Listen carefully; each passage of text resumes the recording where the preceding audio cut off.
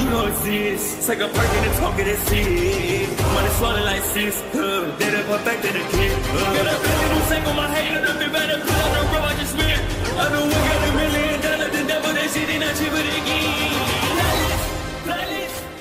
Hello and welcome back, fellow anime lovers, to MangaMuse. I am delighted to have you join us once again in the world of fanfiction and fantasy. This is the second part of What If Deku Enters High School DXD. Special note, this fanfic is written in a masterpiece of Pleiades 1754 on FANFICTIONnet. Do check and support the author too. Now smash the like, share and subscribe button for more. Also press the bell icon so that you never miss such great parts. Thanks for the introduction. Now let's dive into the world. Izuku realized the only thing that light could have been, a sacred gear. She has a sacred gear, too? Is that why my hand ached like that? He looked at his left hand, which held his own sacred gear. She's able to both freely summon it and use its power. Right now, I can only summon mine for about 10 minutes, and even then I still don't know what it can do. Then he noticed that she seemed a little down when she said the last part. Clenching his fist, Izuku and the girl continued on their way to the church. After about 20 minutes, the two reached the edge of the Coruscant ward, the church in plain view atop a hill. "Hey, there it is," the girl exclaimed. "Thank goodness I found it. That's a relief." Izuku, however, felt a harsh chill throughout his body. "My body won't stop shaking. Well, I should be going now." "No, wait," she grabbed hold of Izuku's arm. "Let me thank you properly. Would it be a problem for you to come inside with me?" "I can't." Izuku did his best to stop his body from shaking. "Thing is, I need to get home soon." "Oh, that's okay," the girl said. "Guess I should go too. It was sweet of you to help me find my way. My name is Asia Argento." "And my name is Izukumidoriya." Izuku introduced himself. "You're welcome." Izuku, Well, so meeting you here was a blessing, and I know for sure it's one I won't forget. I hope we see each other again," Asia said. "Yeah, me too. If you're ever bored or in the neighborhood, come by and visit me at the church. That's where I'll be." "Sounds good. I'll see you soon. Have a good one," Izuku said as he turned to leave. "Thanks, you have a good one, too," Asia said as she waved goodbye. "You must never go near the church again, Izuku," Rias warned. "Why?" Izuku asked. "For devils like us, the church is enemy territory. Simply setting foot inside would create major problems for both angels and devils. Surely you could sense that something was telling you to be careful." "Oh, that's what it was," Izuku said. "When I went near the church, I thought I felt a chill, and my left hand tensed up." "That was your devil instinct telling you danger was near," Rias elaborated. "Being in close proximity to someone from the church is a very risky proposition. Also, what's even more dangerous is that some of the exorcists affiliated with the church use sacred gears. They could really hurt you, Izuku." "Yeah, I'm listening." "Just know that if a devil receives a devil purge, it's utterly annihilated. Nil the end of the line, they can feel nothing. They're gone forever. You can never come back from that. Do you understand?" "I got it," Izuku responded. "I'm sorry, I've gotten too worked up. I want you to be more careful, that's all." "Of course," Izuku said as he watched her walk out. "I guess I made her worry." He then thought back to Asia. "Sorry, Argento. Looks like I'm not going to be able to keep my promise." The next day, Izuku continued his training, doing some more jogging around the city. And then he tripped. "Oh, great." Izuku closed his eyes as he took a nosedive, bracing himself for the impact with the hard ground that never came. Opening his eyes, Izuku saw that his fall had been broken by a giant hand, which belonged to a girl with orange hair. "You okay?" the girl asked as she helped Izuku steady himself before shrinking her hand to normal size.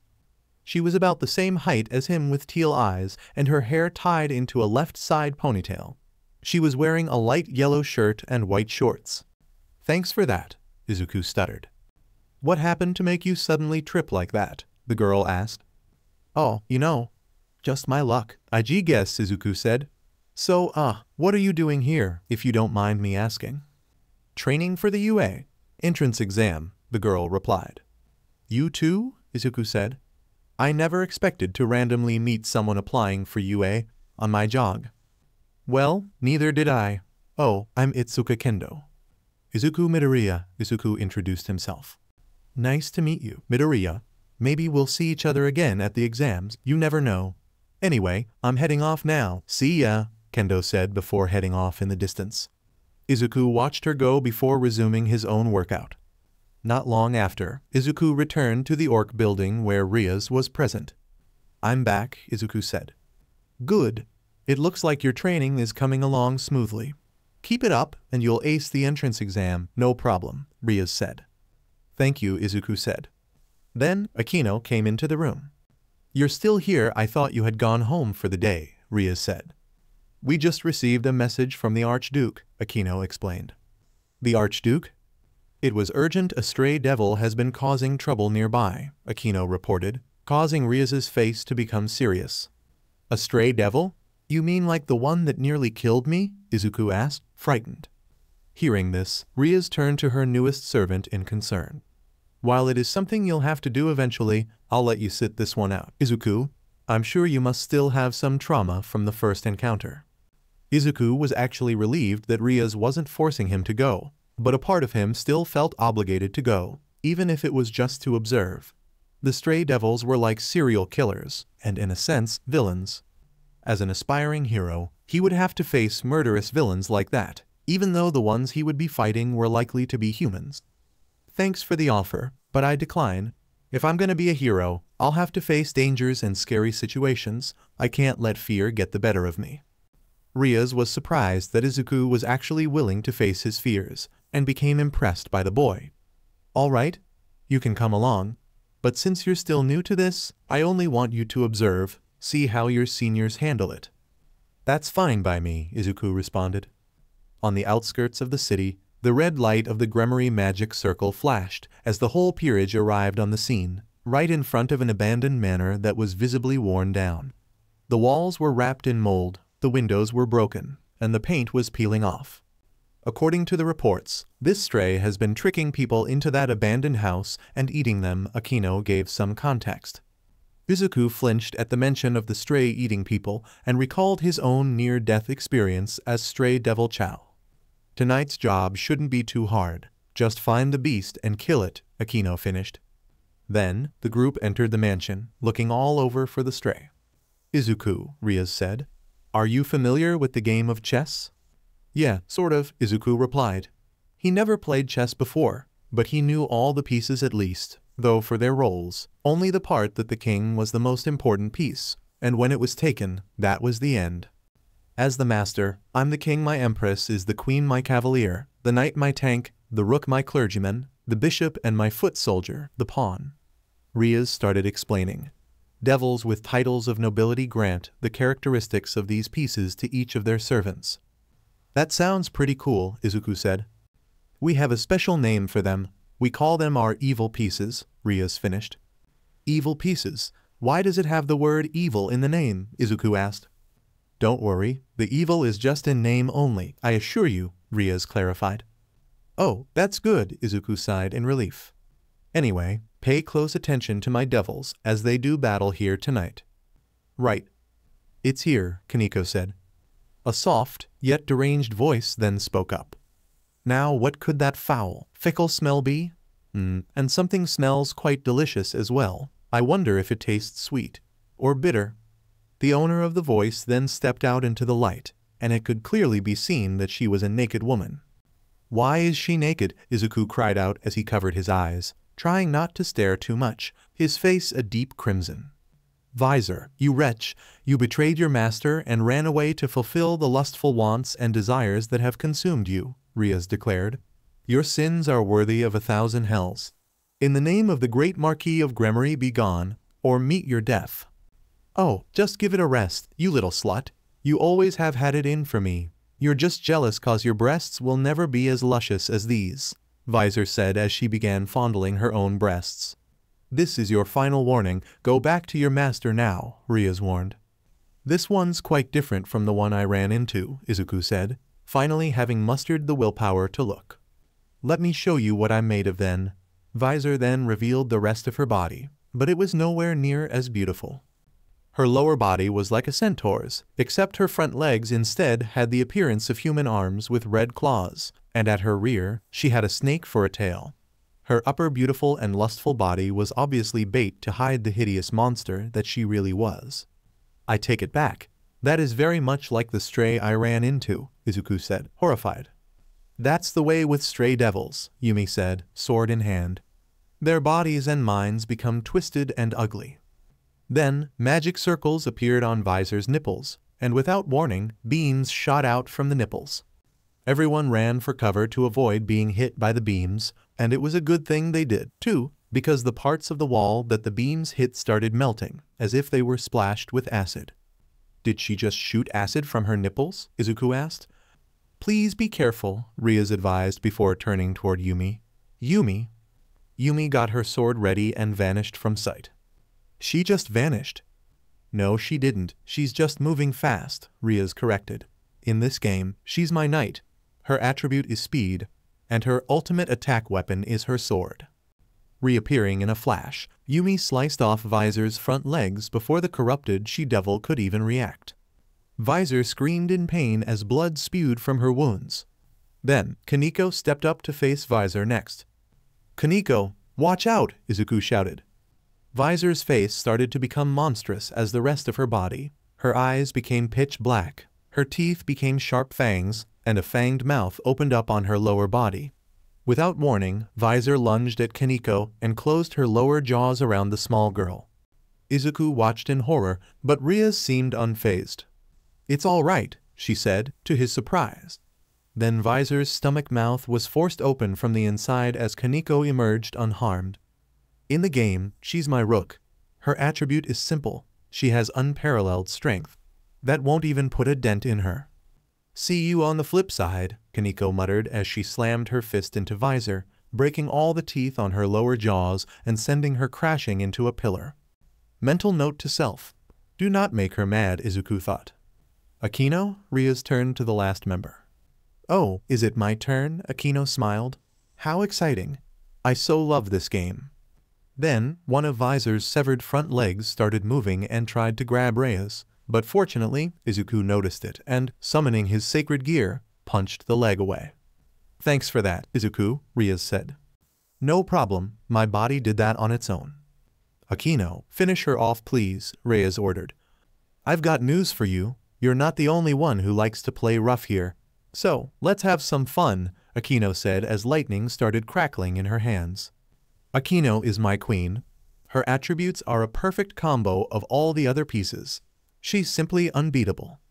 Tough girl not ready to give up yet? Goody, I get to play some more. Akino then unleashed a lightning bolt on Visor, causing the stray to scream in pain as her body was scorched by the lightning.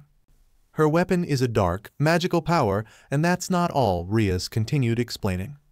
Akino's face now had a faint blush to it as she licked her lips. This violence, it's making me so hot. She's really into S&M. Is this as good for you as it is for me? Akino continued to torture Visor. You mean she gets off on this? He sounded a little disturbed. Akino, I think she's had enough, Rias said. Akino stopped her attack, and Visor collapsed to the ground. Awa, over already? I was just starting to enjoy myself. Rias then approached the defeated stray. Any last words before we finish this? Go to hell, Visor cursed. All right, how about we get it over with then? Rias summoned a magic circle. Game over. Then, the same dark energy that Rias had used to eliminate the stray devil that attacked Izuku was unleashed on Visor, annihilating every trace of her. We're done here. Come on. Let's go home. Sounds good to me, Yumi, Kaneko, and Akino responded. But wait a second, Izuku said. What's wrong? Rias asked. What am I? What chess piece? I'd just like to know how I fit in. Tell me, am I a knight or something like that? You're a pawn, Rias replied before turning to leave. A pawn? A foot soldier? Oh, Izuku said, almost like he was in some sort of resignation. Under the night sky, Izuku was riding his bike to a client's house. It was normally one of Kaneko's clients, but because she was too booked with other summons, he had been asked to take it instead. Eventually, Izuku arrived at the client's house, which was a relatively simple one. He set his bike to the side and rang the doorbell, waiting for someone to answer. When he got no answer for a few minutes, he tried the doorknob, and to his surprise, it wasn't locked. It's unlocked. That doesn't seem very safe, he muttered as he decided to look inside. Hello, I'm the devil sent here by Lady Gremory. Is anybody home? When he took a few steps inside, he suddenly felt the very same chill he had when he showed Asia to the church. Uh-oh. I had those chills again. If you're home, please say something. He noticed a light in one of the rooms, but he still got no response at all. Then, against his better judgment, Izuku decided to enter the house, closing the door behind him. Pardon the intrusion, I'm coming inside. As Izuku made his way to the room, he tried looking for someone, only to step onto something wet. Floor's wet, he commented as he tried to wipe his feet dry with his hands. However, the liquid that soaked his feet wasn't thin, clear water, but rather thick red BLD. Is this BLD? Izuku looked down to see a puddle of blood on the floor, coming from a mutilated corpse of a man. Or at least he thought it was a man. It was kinda hard to make out their gender with all the skin stripped off. Izuku quickly brought his hand to his mouth to prevent himself from vomiting. Written above on the wall in red was a message, divine punishment for shitty sinners who have given up on humanity. What the hell? Izuku blurted out in shock. Punish the wicked words to live by. Another man in the room, who was not a corpse, said, Wise advice to heed from a holy man. Despite his preachings, the maniacal look with his tongue sticking out made it clear that he was anything but a holy man. He had short white hair, red eyes, and was dressed in the coat and outfit of a priest. Well, you just walked into the wrong house, my friend. Fried Selzen here, at your service. He introduced himself with a bow. And you must be the scared little pussy whose devil ass this holy priest is gonna exorcise. A priest? Izuku gasped. Yep. I work for a certain devil purging organization you may have heard of, Fried confirmed. So you're the one who did this? Izuku asked, pointing to the dead person. Summoning you is proof that he's done being human, Fried said before turning toward the corpse. End of the line, sinner. Then he turned back to Izuku. So I had to chop him up into little bitty pieces. Putting down degenerate devils, and the lost souls that would cry out to them is my job. And no one is better at it than me. Fried then took out a silver gun. With my righteous gun, I'm gonna blow a hole in your wicked demon face. How does that sound, devil? You would kill a man just because he was talking to devils? Izuku shouted in anger. Aren't you a servant of God? How could you just take a man's life so easily? Oh, what's this? Does the rotten-ass devil want to be a lecturer now? Like I'm just gonna stay put and let some scummy shit devil tell me what to do. I say F that, Fried said. Let me remind you. Devils feed on human desire. The humans who give you substances can't be considered human anymore. That's why I killed him, to save his soul from being tainted further. Harsh, but that's God's mercy for ya. Amen. He kicked the head into the wall, causing it to splatter and cause more gore. Don't give me that crap. You're just using God as an excuse to commit heinous murder, Izuku growled. You know, I don't know why we're even still talking here instead of me making Swiss cheese out of ya. So let's get my priorities straight. Fried then laughed as he aimed his pistol at Izuku, but luckily, he managed to race to the side, dodging the shot. However, he was not as lucky the second time as Fried's next shot went through his leg, making him collapse in pain. These bullets have been blessed by an exorcist. Hope they taste good, scumbag. Izuku let out a cry of pain before summoning his sacred gear. Damn you. Ooh, is the devil angry? Fried mocked. Maybe it's time for Fried Selzen to send you back to the abyss from whence you came. Izuku fought with the pain to try and hit Fried, but he didn't have to make too much effort as he casually dodged Izuku. Too slow. Fried then put another hole in Izuku through his stomach. Get a guy worked up and leave him half-bricked? That's no way for a lady to treat a gentleman like myself. Fried was about to put another hole in Izuku when he was interrupted by a girl screaming. It was Asia. What the hell? Asia, what are you doing here? Are you done creating the barrier already? Fried asked. Izuku recognized the name and turned to see the familiar blonde snake girl, who stared horrified at the mangled corpse. Don't do this, Asia begged. Right, a newbie. Well then, I guess it's time you learned. This is what the job is, my dear. We dispose of unfortunate people who have been bewitched by the evil devils, Fried said in a sadistic tone. Asia then turned to see Izuku on the ground. No, it can't be. Argento, What's going on? Do you two know each other? Fried asked. Izuku, why are you here? Izuku, unable to keep the truth from her, decided to confess. I'm here because I'm a devil, Argento. No, that can't be true, Asia said in denial. I didn't want to lie to you. I swear that I didn't. That's why I decided it was best not to see you again. Please forgive me. Oh heavens, Asia said with her hand over her mouth. Not that this isn't heartwarming, Fried suddenly barged into the conversation. But you and your friend here have no business being together. The fallen angels have expressly forbidden all forms of contact between our kind and theirs. Have you forgotten that already? Fallen angels, Izuku thought.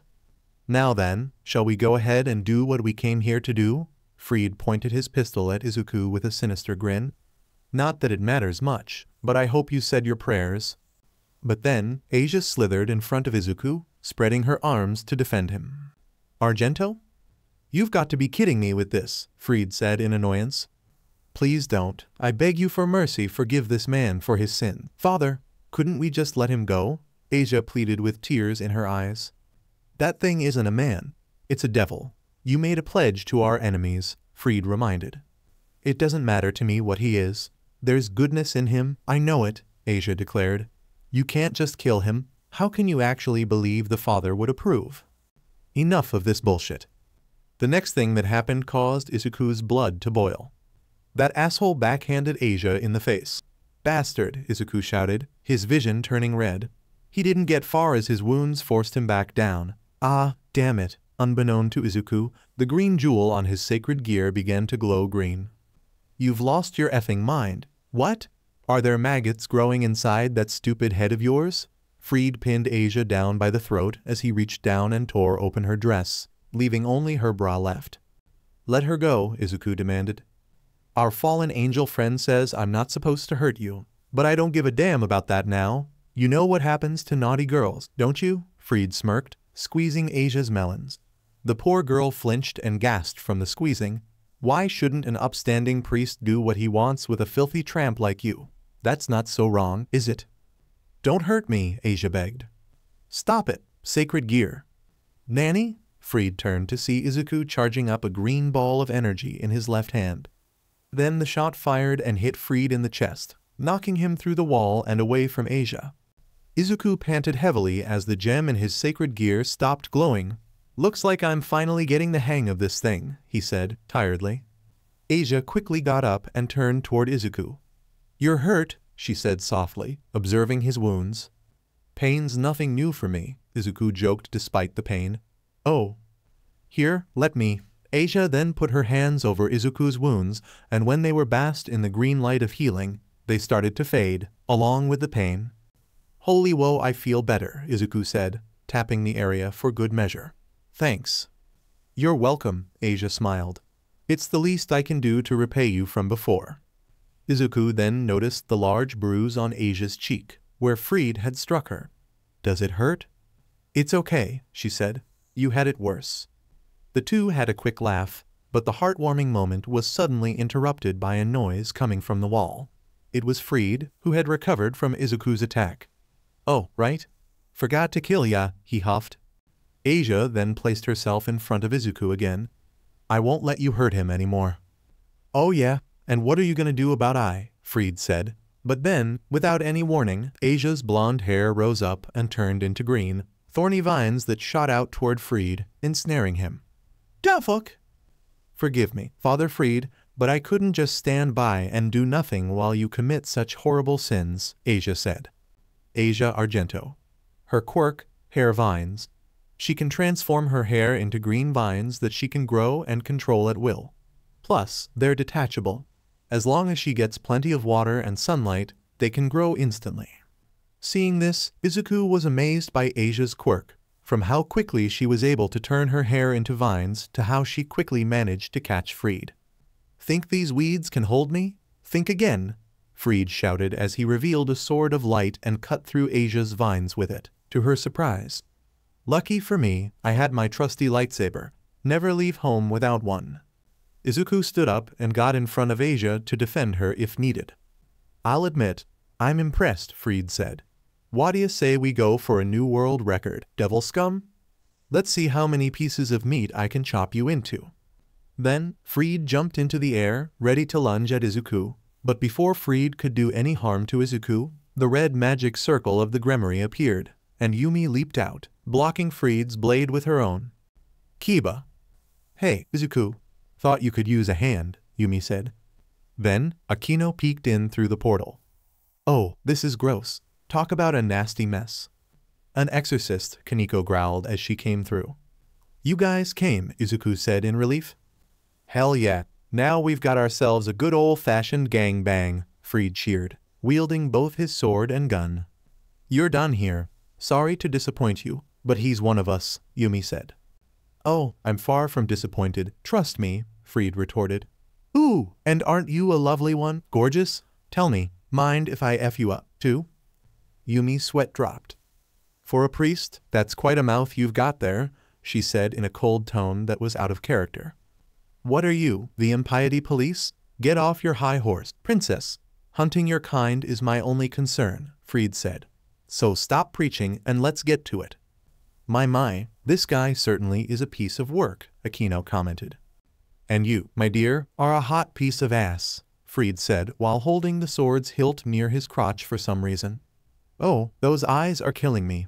Blondie might be a real cutie, but the one I really like to lust after is a sexy devil bitch. If you want it, then come and get some, Rias's voice said, to Fried's surprise at the arrival of the new voice.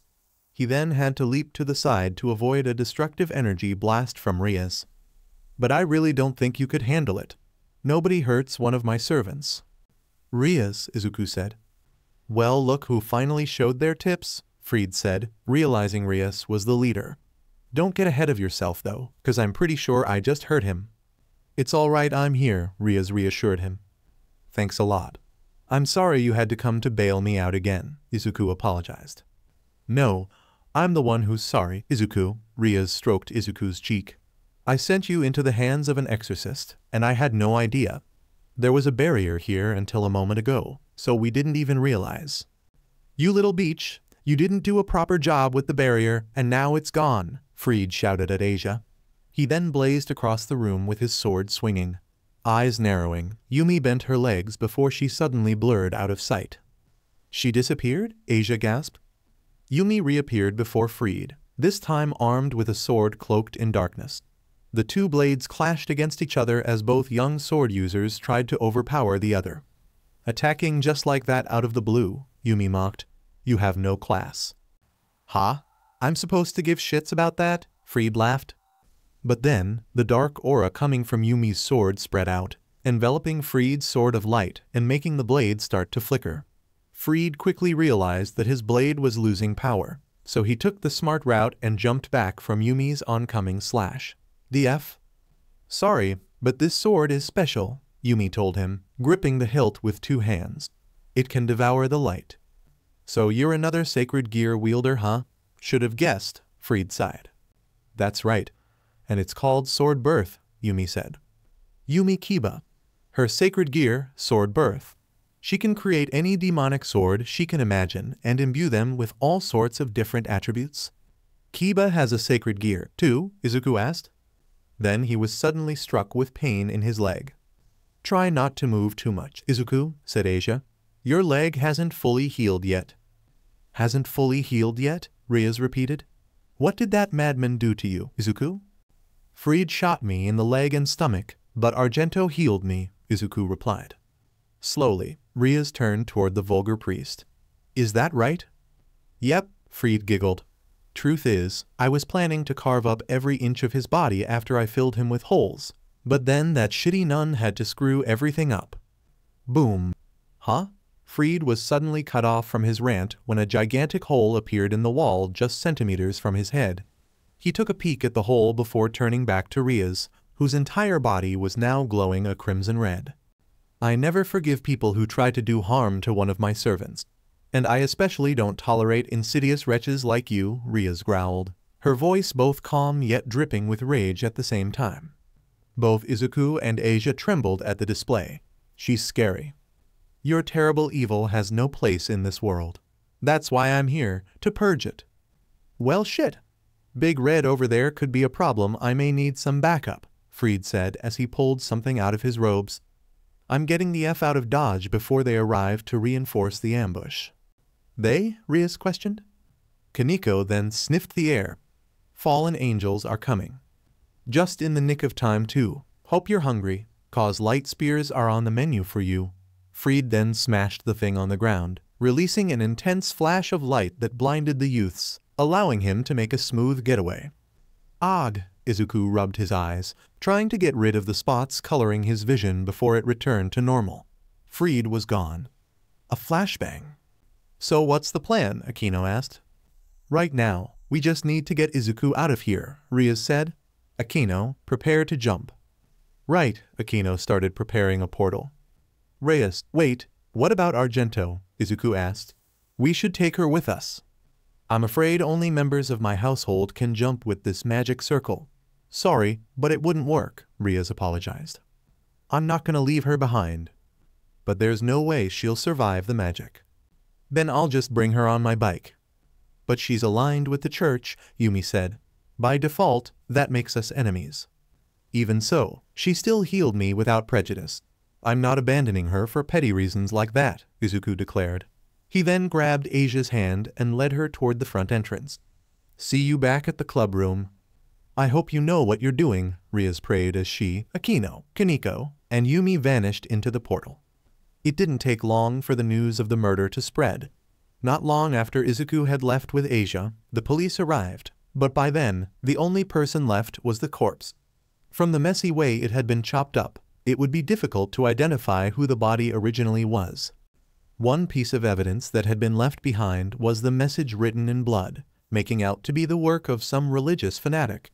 But that also meant the murderer had fled the scene and was still at large. Izuku called his mom to let her know that he was safe and unharmed and that he was currently planning on staying with Rias until the heat dies down. Right now, he was in the clubroom, using bleach to clean out the blood from his shoes while sitting on a couch. Meanwhile, Asia was using the shower room, washing off the sweat and blood from her body, especially her tail which had been in direct contact with the gore. Honestly, Izuku couldn't help but feel sorry for her considering what she had to go through. You shouldn't have brought her here, Rias said, handing Izuku a bucket of water. Why? Was it really that wrong of me for wanting to help someone affiliated with the church? Izuku asked, taking the water bucket to wash the bleach off his sneakers. Are you being resistant because the ones who are on the side of God are dangerous to us? There's more to it than that, Rias sighed. That girl is a heretic. In other words, she's in cahoots with the fallen angels. She's a heretic? Izuku repeated, confused. For several reasons, there are often times when the servants of God who were once faithful end up going rogue. As they can no longer rely on God for protection, they tend to lend their services to fallen angels, who were cast out from heaven. Rias explained. That girl must have some reasons for why she is working with the fallen angels. Oh, Izuku sighed, looking down. Izuku, I get how you feel and I want to help her too, really, Rias said. But we could cause an unwanted incident if we continue to involve ourselves in the affairs of the fallen angels. I'm afraid all I can do is give her a place to stay for the night. After that, she's on her own. I understand. Izuku and Rias turned and saw Asia slithering out of the shower room. She had a towel wrapped around her hair and wore some spare clothes that were lent to her by Rias. Her original torn clothing was on a tray table, folded neatly. I appreciate you letting me clean myself in the shower, Asia bowed. It was gracious of you. Argento, please tell me, Izuku began, why were you around that nut job? Father Fried, Asia questioned. Yeah, that's what I want to know, Izuku replied. You're the complete opposite of that bloodthirsty psychopath, and I feel like there's more to the story. You're right. I didn't have much choice, Asia admitted with a sad look in her eyes.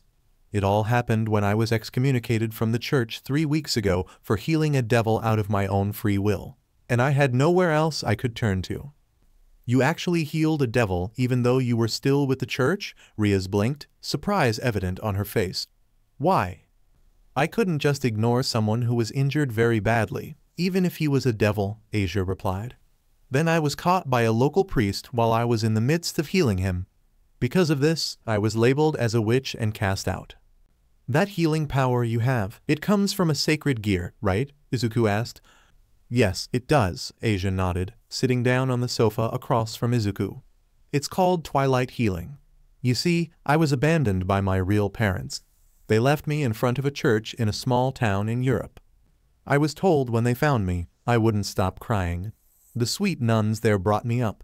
One day, when I was about 8, a sad little puppy who was hurt real bad found its way into the church where I lived. I prayed as hard as I could that God would spare him. And when I did, a miracle happened. Because of my power, I was immediately taken to a larger church. Men and women from all over the world would visit when they were injured, and I was told to heal all of them. The idea that I possessed this thing that could actually help other people made me so happy. I finally felt like I had a purpose. Soon after, the church regarded me as a saint, and I was given the title of Holy Maiden. Ever since then, I've heard that many people were able to live longer thanks to my healing, and I'm grateful to the Lord for giving me this power. Her face suddenly took on a somber look. But because of my status and sacred gear, I was guarded heavily and treated well, and was seen as a higher being. No children would play with me, and I became lonely. After healing that devil, my Holy Maiden title was revoked, and I was called a witch by those who once worshipped me. She could still remember the hate-filled words of the people who were formerly her worshippers. This girl has the power to heal devils. Demon. She's a witch. Burn her. They said that anyone who had my kind of power was a heretic, so I had no choice but to run away. Asia finished her story. So you came to Japan to start over, Izuku said, frowning sadly. Her life, in a way, reminded him of his own. And that is when you decided to join with the fallen ones? Yes, Asia replied. I see, Rias nodded slowly. I'm sorry to hear that. The door opened and the rest of Rias's peerage stepped in. I managed to finish the search as soon as the police arrived. It seems that the fallen angels have retreated for now, Yumi reported. Good, Rias nodded. Seems our troubles are over for the time being. Nothing more was said that night. Morning had arrived since the night Izuku brought Asia back to the Orc building, and taking advantage of the fact that it was a Sunday, Izuku decided to show Asia around the city, while he tried to ponder how he could help Asia get out of the fallen angel's clutches. Even so, he couldn't help but be amazed at Asia's childlike sense of wonder as she took in the sights around her. Perhaps due to her position in the church, she never really got to explore outside her hometown that much, if at all. Their first stop was a McDonald's, where both Izuku and Asia each got a Big Mac and a drink. While Izuku was unwrapping his burger, he noticed that Asia was looking at hers weirdly. Is something wrong, Argento? He asked. I'm confused. Where are the forks and knives? Asia asked. Oh, we don't really need utensils to eat a hamburger, Izuku explained. Really? Are you sure? Asia asked, almost as if it was some world-changing news. Yeah, trust me. This is how you're supposed to eat a hamburger. Izuku then took his hamburger into his hands and bit into it, taking a chunk into his mouth before chewing thoroughly to savor the taste. Well, if that's the way you're supposed to do it, here goes. Asia unwrapped her own Big Mac and after taking one more glance at Izuku, took a small bite. Oh my, it's so yummy. Good. I knew you would enjoy it, Izuku said. Hey, after this, why don't we go somewhere fun? Asia liked the idea of spending more time with Izuku and her face lit up. Yeah, sure. The duo's next stop was an arcade. From all the fancy lights to the fun-looking games such as racing games, 1v1 fighting consoles, dance-off platforms, shooting stations, etc. It was an endless source of amazement for Asia. The first game Asia tried was a racing game. Despite her lack of legs, Asia simply solved the problem by letting most of her tail hang outside the seat while using the tip like a foot to press the pedals. She did fairly well for most of the race, only to crash during the last lap. They then tried other games such as a 1v1 hero game, where Asia managed to beat Izuku, a photo booth where Izuku and Asia took a picture together, and many more. At a claw machine, Asia was entranced by the cute plushies inside, particularly the Pikachu plushie, and Izuku managed to win it for her. Thanks for winning this little guy for me. From now on, every time I look at it, how much of a blessing it's been to get to know you, Asia said, hugging the Pikachu tightly. Izuku turned red at this, though he tried to hide it. See, come on, there's plenty of stuff left to see. After leaving the arcade, Izuku stopped by a nearby vending machine to get drinks for both Asia and himself as he contemplated where their next destination should be. You know what? I can't remember the last time I had this much fun, Asia said as she received a drink from Izuku. Yeah, good, I'm glad. I had a pretty good time, too, Izuku said as he opened his can and took a sip. Soon, Izuku and Asia continued their tour of the city, with this particular route taking them near the Takoba Municipal Beach Park. As they walked, Izuku decided to share some of his own life story with Asia, starting from how he always wanted to be a hero ever since he was a kid, only to be met with harsh reality when he was diagnosed as quirkless. But despite nearly everyone's attempts to tell him to give up on his dream, he stubbornly refused to give up. Then he was nearly killed by a stray devil, only to be saved by Rias, who turned him into a devil to do so. His encounter with the fallen angel Rainier, with a mention of Rainier making Asia uncomfortable, though he didn't notice. Then he finished by telling how Rias believed he could be a hero and has since been training him for the UA entrance exam. Hearing Izuku's life story brought Asia to tears, both for how hard his life had been and admiration for his determination. No matter how hard life tried to put you down, you never gave up, and you're still working toward your dream. I believe no. I know you'll be an amazing hero. In fact, I already consider you to be a hero. You saved me when Father Freed tried to do awful things to me. Hearing this, Izuku started to tear up as well. Thank you, Argento. Soon, their travels took them near the beach, where they could see that it was littered with tons of garbage, enough to form mini mountains. Why is there so much trash here? Asia asked, taking note of the mountains of garbage that ruined the image of a possibly beautiful beach. I've heard that because of the ocean currents, things dumped into the water wash up here. People use that so they can illegally dump their trash, Izuku replied. That sounds awful. How could they ruin a possibly beautiful landscape like that? Asia said. I guess if they think they can get away with it, then they'll do it. Too bad there's no one around who's willing to clean it, Izuku said. But then, the two heard some grunting and looked towards another part of the trash heap to see a boy and a girl, both of whom appeared to be around their age, moving some old appliances. The boy had neck-length black hair with shorter bangs between his eyes, which were red and slanted inward. He also had sharp teeth and a pretty muscular physique. He wore a dark red shirt and beige shorts. The girl had a pretty athletic figure with an ample bust, pink skin, and matching hair which was short and unruly, and her eyes were somewhat square-shaped with black sclerae and yellow irises. She wore a purple tank top with light blue short shorts. How are you keeping up on your end, Ishido? The boy asked. Keeping up just fine. Thanks for asking, Kirishima, the girl, Ishido said. However, the next moment, she tripped and fell on the sand. The impact of the fall caused some vibrations that disturbed a nearby stack of debris, causing it to lean toward Ishido. The pink-skinned girl noticed this and braced for it, but the mini landslide of debris never happened as something had stopped it, which happened to be Asia's hair vines. Are you okay? Izuku asked as he went over to lend a hand, with Asia slithering behind him. Yeah, thanks, Ishido replied as she took Izuku's hand. Then, Asia retracted her vines, allowing the garbage to fall harmlessly. That was close, thanks for coming to her rescue, you guys, Kirishima said as he joined the three. It was no trouble, Asia reassured him. By the way, what exactly are you two doing here? Izuku asked. Cleaning up the beach, Ishido replied. This beach? Izuku pointed at the giant piles of trash that littered the beach. That sounds like a lot of work. And that's why it's perfect for a workout.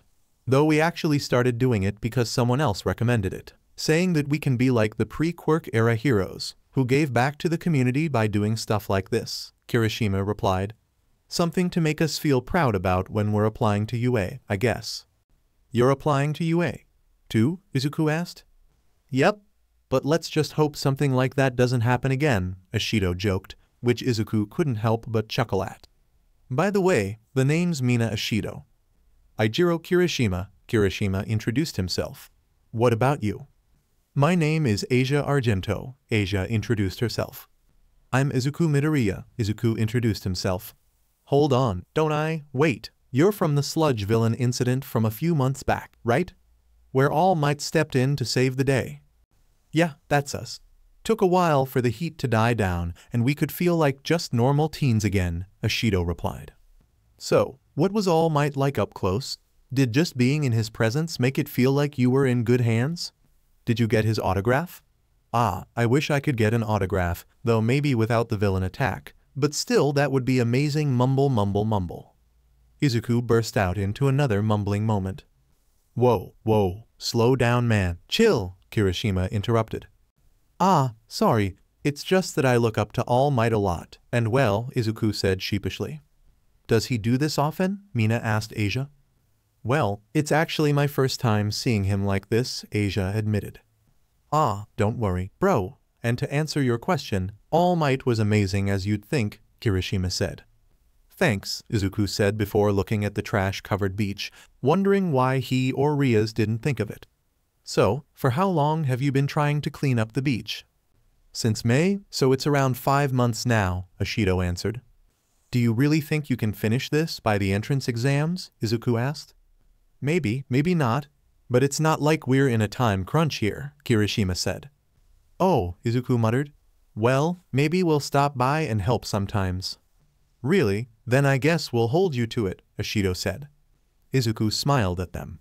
They were just as serious about getting into UA as him. What about you, Argento? Are you applying to UA? As well? Kirishima asked. Oh, you see, the thing is I only recently arrived in Japan. So well, Asia said, looking depressed. Is something the matter? Ashido asked. Seeing this, Izuku decided that maybe they could give them a little background about Asia, leaving out the supernatural stuff, of course. You see, the thing about Argento, Izuku began. Oh hey, I thought I recognized that curly hair. A voice that Izuku recognized shouted. It was Itsuka Kendo, who came jogging in his direction. Kendo, it's you, Izuku said. You know Kendo? Kirishima asked. Wait, you know her too?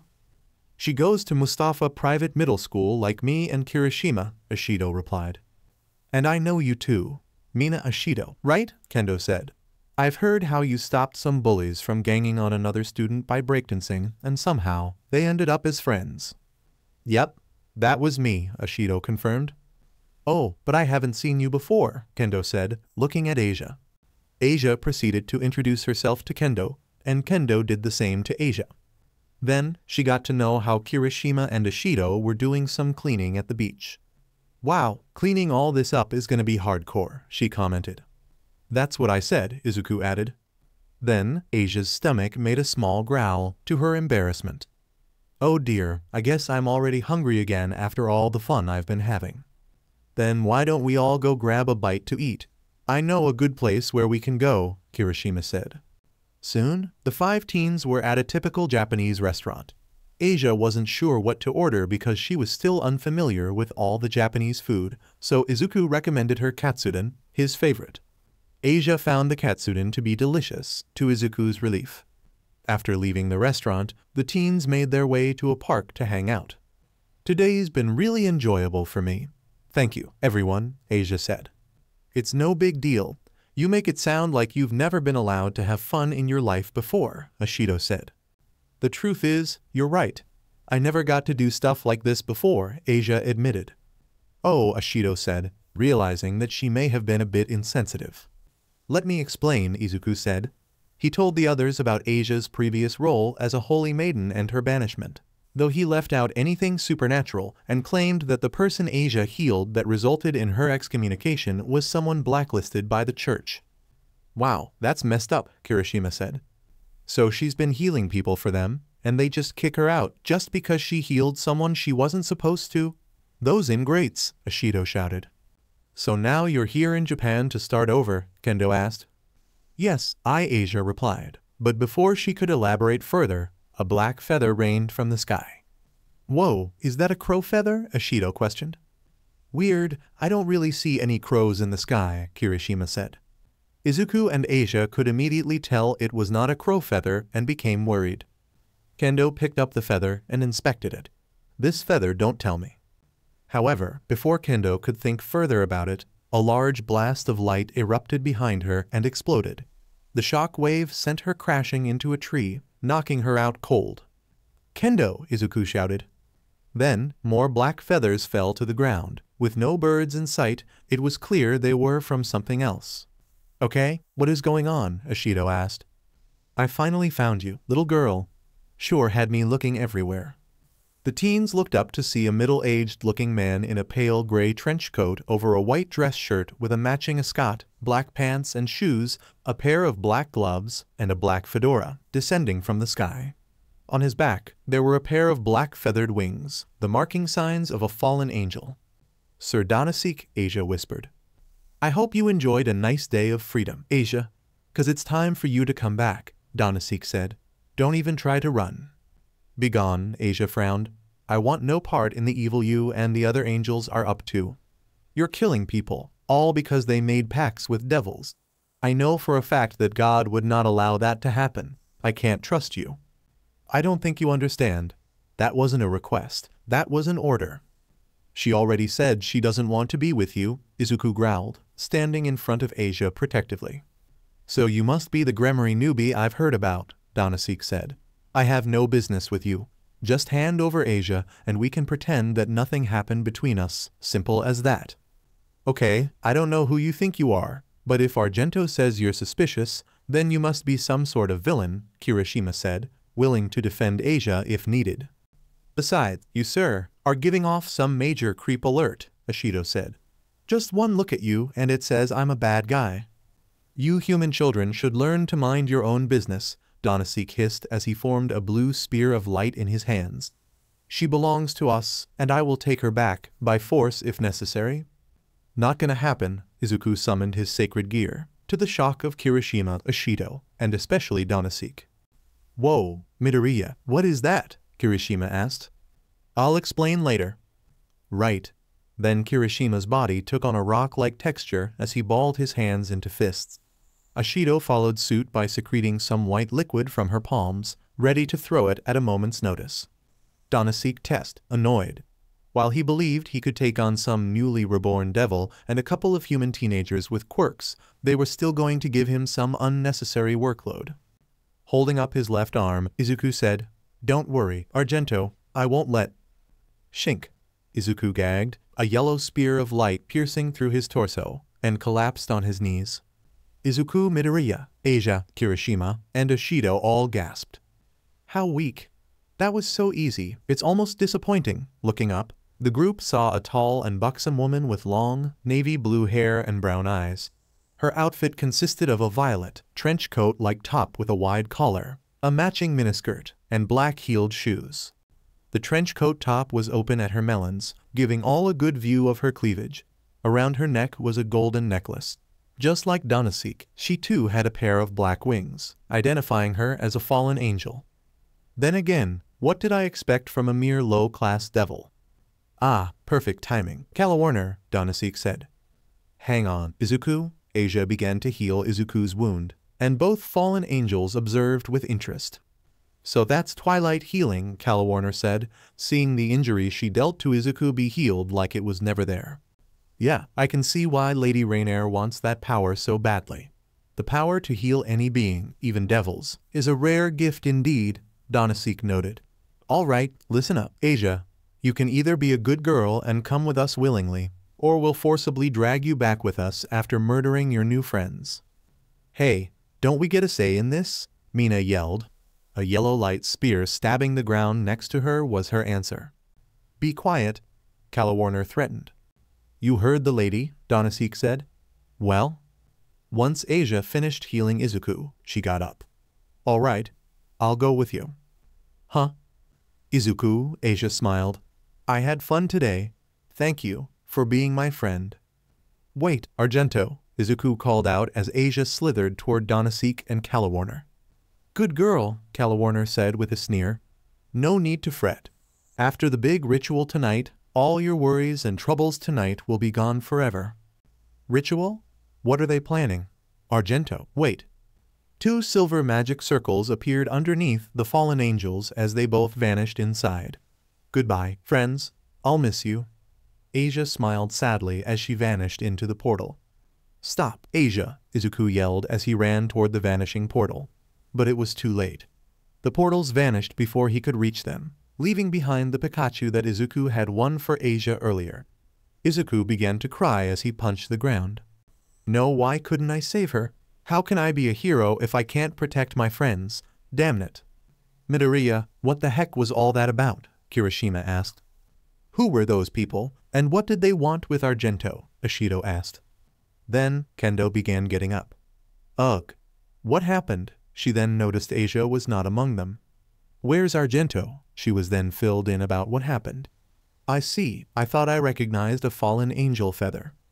"You know about fallen angels?" Izuku asked, silently wondering if she knew about devils as well.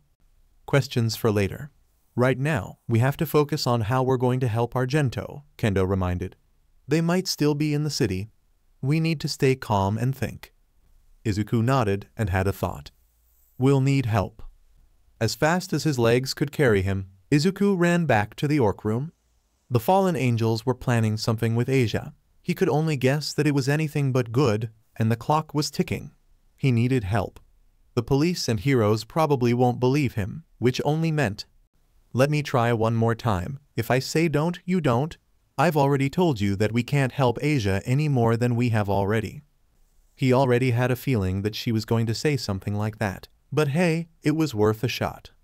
However, there's no one else he can ask for help. He needed to do something if he was going to save Asia, and he needed to do it now. Sadly, getting help seemed to be proving more difficult than he anticipated. "Rias, please." The fallen angels also mentioned something about a ritual, Izuku pressed on. What could they have meant by that? Ritual? It may be a ritual to take Asia's twilight healing. If that were to happen, then Asia won't survive, Rias said. Izuku's eyes widened, realizing that Asia's life was at stake for sure. "Still, I can't permit you to go after them. If you're killed by a fallen angel, or even a priest for that matter, it means the end of your existence. There is no way you can come back from that. Game over." "But can we just leave her like that?" Then, Akino went up to Rias and whispered something in her ear. From the way her eyes slowly rose, it appeared to be urgent. She reached around her chair to grab her jacket. "Something has come up. Akino and I have to step out for a moment." "But we haven't finished," Izuku said. Rias quickly silenced him by pressing her finger on his lips. "Do you remember when I told you my evil pieces have the same attributes as their chess characters?" Rias asked. "Yeah, does the pawn have some special powers?" "In this chess game, quite a bit," Rias answered, slipping on her jacket. "You have an ability all other pieces do not. Promotion." "What does that mean?" Izuku asked, unfamiliar with the chess term. "If a pawn advances deep enough into the enemy's territory, it can be promoted to any other piece besides the king," Rias explained. "So does that mean eventually I can have all the same powers as everyone else?" Izuku asked. "Yes, but only if the master declares the place enemy territory. Say, for example, the Fallen One's church," Rias said, with Izuku noticing that she gave a rather specific example for enemy territory. "Another thing I should inform you about the queen, since it combines the abilities of all 3 rook, knight, and bishop, it can be severely taxing on those who haven't built up their stamina enough, making it a double-edged sword. You following me?" "Yeah, I guess," Izuku nodded. "Just remember that a devil's greatest strength depends on their desire." Rias and Akino stepped onto the room's magic circle, causing it to light up in red light. "Yumi, you're in charge while I'm out." "Understood," Yumi nodded as the UA. First years teleported out of the room.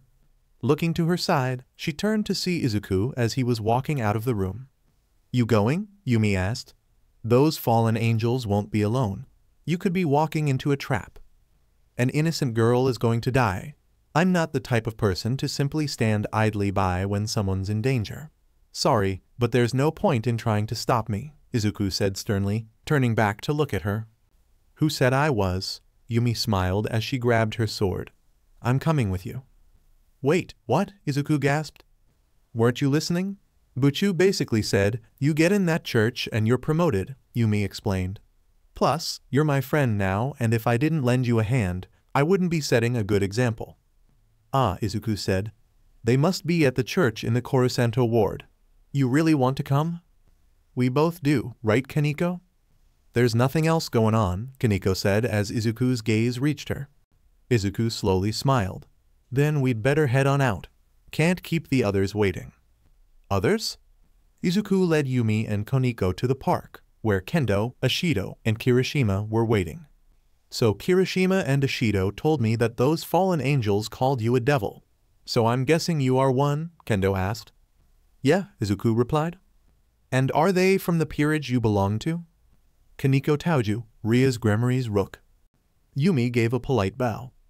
Yumi Kiba, Knight of Rias Gremory. A pleasure to meet you all.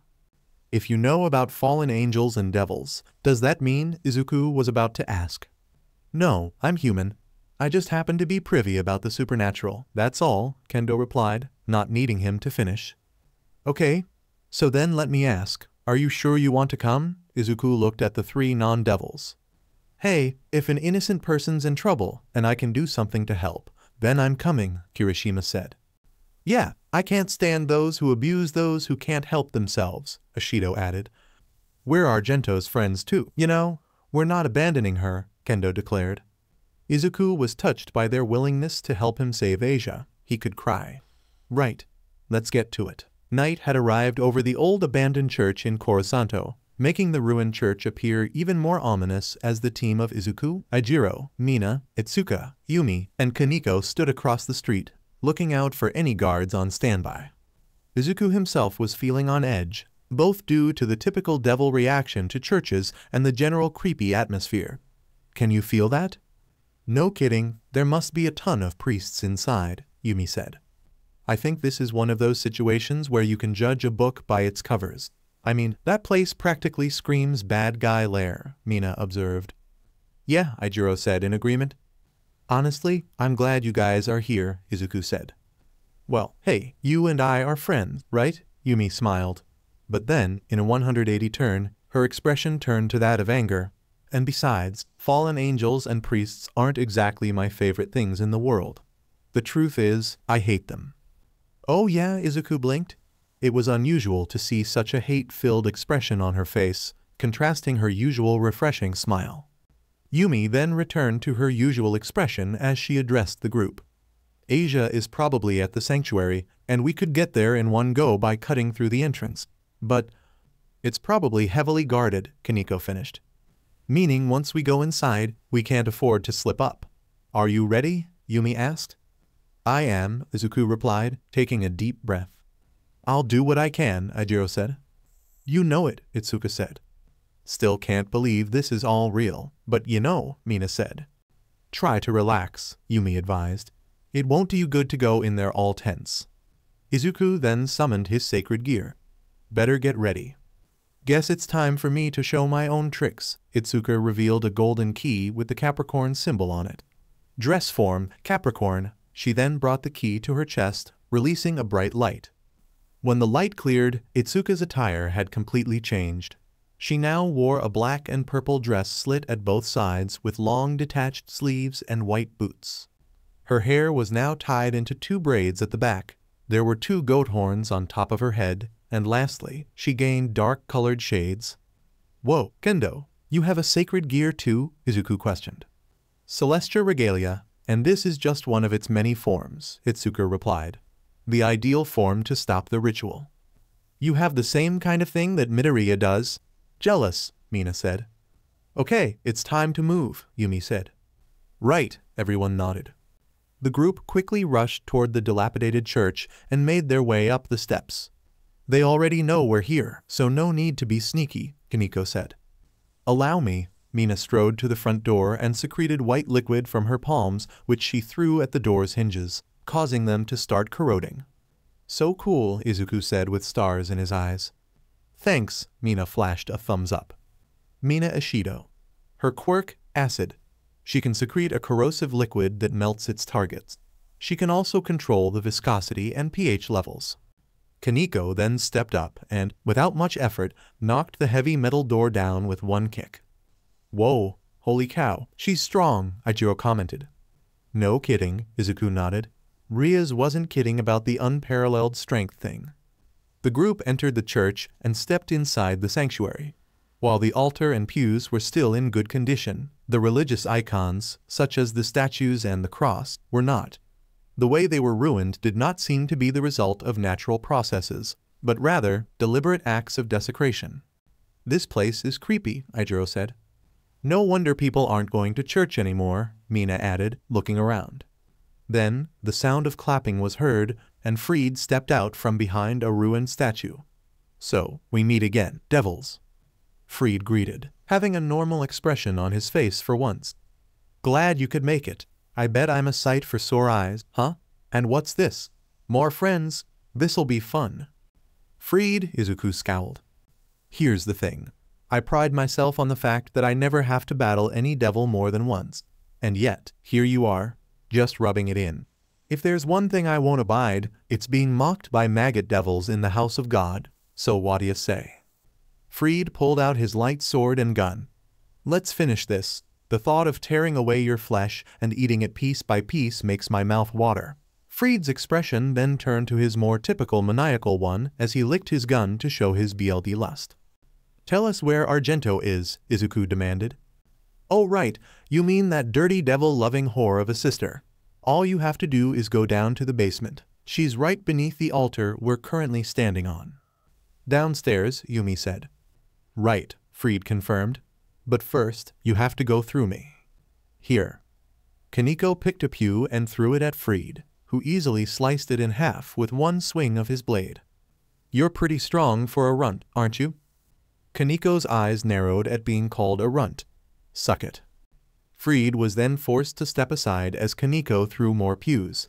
He then took his chances and began firing at Kaneko once she threw all the pews in one row. However, the bullets all bounced off her harmlessly rather than piercing her body full of holes. That won't work on me, Kaneko said boredly. Seeing this, Izuku had an idea and charged right for Fried. Time for a promotion? Then, the image of a red rook piece entered Izuku's body. The rook is a tank. Its power is an unparalleled defensive strength. Fried began firing at Izuku, but all the bullets bounced harmlessly off of Izuku now that he had the defense of a rook. Yeah, I'm fugged, Fried deadpanned. Smosh, Izuku smashed his fist into Fried's face, sending him flying backward. That's for Argento. For what you did to her? Hey, that felt pretty good actually. Okay, let's keep moving, Yumi said. Here, Kaneko said as she smashed a podium, revealing a hidden stairwell leading to a basement. But right before the teens could head down, Fried recovered. Don't think you low-life devil scum will get away from me. Kaneko and Yumi took their fighting stances and stepped up. Izuku, you and your friends go on ahead. But what about you two? Izuku asked. We'll be fine. Have a little faith, Yumi told him. Save the nun, Kaneko said. Okay, good luck, Izuku said, heading down the stairs with Itsuka, Ijiro, and Mina right behind him. Hey, we're still fighting here, Fried shouted, but Yumi quickly engaged him. What are we, chopped liver? Yumi asked as she gripped her sword tight. If you want to fight, then try us on for size. Down below, the four teens heard the sound of Fried engaging Yumi and Kaneko. Think they'll be okay? Mina asked. Kiba said to trust her and Kaneko, so we shouldn't worry, Izuku said. Right now, we have to focus on saving Argento, Itsuka reminded. At the bottom of the stairs was a large chamber. Rayanner stood at the end of the room and with her was Asia, dressed in a very thin white dress and chained to a large cross. Standing between them and the teens was a mob of masked priests, who were all armed with light swords. Ah, so you showed up. Welcome to the party, Rainier greeted. Though I'm afraid you're too late. The ritual's almost over. Argento, Izuku called out. Izuku, everyone, Asia whispered as she looked to see him and the others. Don't worry, I'm gonna save you. Izuku held up his left hand with the sacred gear. Rainier, after taking one look at Izuku, started laughing after a moment of shock. Please, do you think you can beat me with that lame-ass sacred gear? What? Izuku asked, surprised by what she said. Don't tell me you don't even know what kind of sacred gear you have, Rainier asked. That sacred gear is called twice critical, also known as the Dragon's Hand. That thing only doubles your power temporarily. You might as well be fighting me with sticks and stones. That's all it does? But what about that energy shot against Freed? No, don't overthink things. Double my power. Come on, show me what you're made of. Gear. With some concentration, Izuku managed to activate the sacred gear. Boost. It's working. I feel the power, Izuku said as he felt his strength increasing. Ridiculous. Deal with him and his friends, Rainier ordered the stray priests before turning her attention back to Asia. Asia screamed in agonizing pain as her body glowed in bright green light, with a small green orb of light, containing twilight healing, slowly emerging from her chest. Do not interfere, trespassers, a priest shouted, holding up a light sword. Your head is mine, devil, another shouted as more of them Zerg rushed the teens. Give me some cover. I can get to that fallen angel the quickest, Itsuka said. Sure, Izuku, with his rook promotion still active and his strength doubled, easily punched a priest with enough force to send him flying through a wall. Another priest brought his sword down on him, but it was no match for his doubled rook durability, allowing Izuku to grab the priest and flip him over his head. Another priest tried to slash Ijiro, but he hardened his body like a rock, causing the light blade to shatter upon impact. As the priest looked on in shock, Ijiro punched them in the gut with his hardened fist, knocking him out cold. Mina dodged a sword slash from a priest and threw a glob of acid at his weapon to melt it, then kicked the priest away. Another priest tried to charge at her, but she hit him with some weaker acid that merely stung a little, causing him to back off while screaming in pain. Yes, yes, Rainier exclaimed as the light orb fully pulled itself out of Asia's chest and began to approach Rainier's waiting hands. The power I've been lusting after for years, it's now mine. Sorry, but you're gonna be waiting longer than that. What? Rainier gasped as Itsuka patted her back. Tag, you're it. Immediately, Rainier felt the magic circle on her chest disappear. With its destination gone, the orb froze in midair. No. Itsuka then threw a fist forward, enlarging it right before impact with a fallen angel, sending her flying across the room and out of the doorway, crashing loudly. With Rainier down, Itsuka took the chance to claim the orb. Kendo, Izuku called out as he, Ijiro, and Mina ran up to her. Is Argento okay? She won't be if we don't return this to her, Itsuka answered, holding Twilight Healing in her hands. Ijiro then slammed his fist into the cross, smashing it and freeing Asia. Izuku caught her, and he could already tell that she didn't have much time. Her face was pale and her eyes looked soulless. Itsuka handed the orb to Izuku. It was just removed from her, so she still has time. Okay, Izuku said. Then he pressed the orb back into Asia's chest.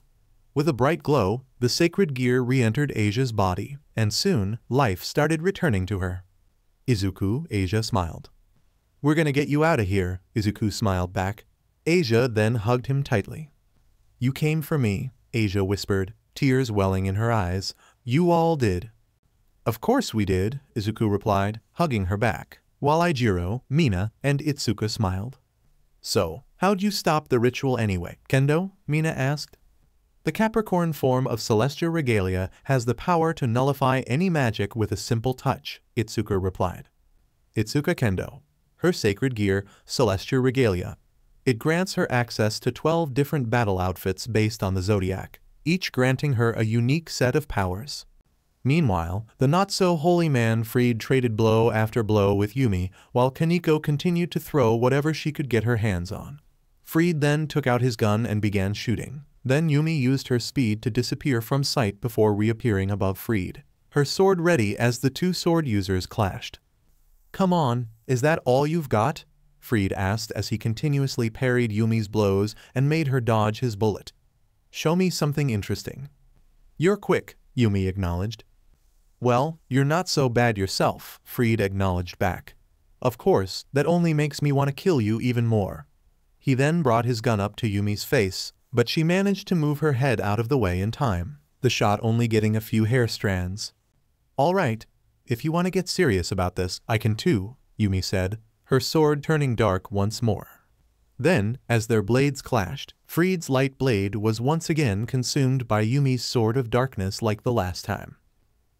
Not this shit again, Freed shouted. It's called the Holy Eraser, Yumi said. As I said before, it devours light. Hearing this, Fred looked like he was about to have a temper tantrum. You beach, gra. Fred discarded the drained sword and jumped into the air with 2 guns. However, this just made him an easy target for Koniko to hit with a pew. Ouchie, Fred cried out like a little kid. He then barely recovered in time to dodge a sword slash from Yumi and retreated to higher ground. I'll be damned if a bunch of devils are gonna get the best of Fred Selzen. You won the battle, but not the war, scum. Ha! Fred threw a flashbang to provide cover for his escape. He got away, Yumi lamented. Rog, how dare you disrupt our plans? One of the priests had recovered quickly and tried to strike Itsuka.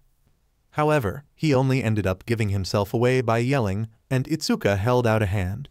When the blade made contact, it shattered, and the priest was sent flying back by a giant fist.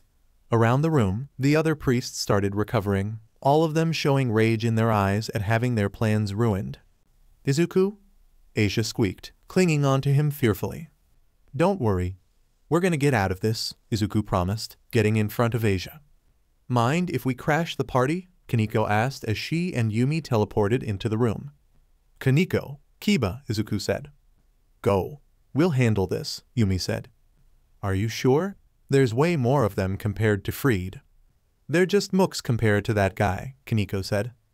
Okay, thanks again, you guys, Izuku said. Then he, Asia, Mina, Itsuka, and Ijiro headed out of the chamber, eventually making it back up to the sanctuary.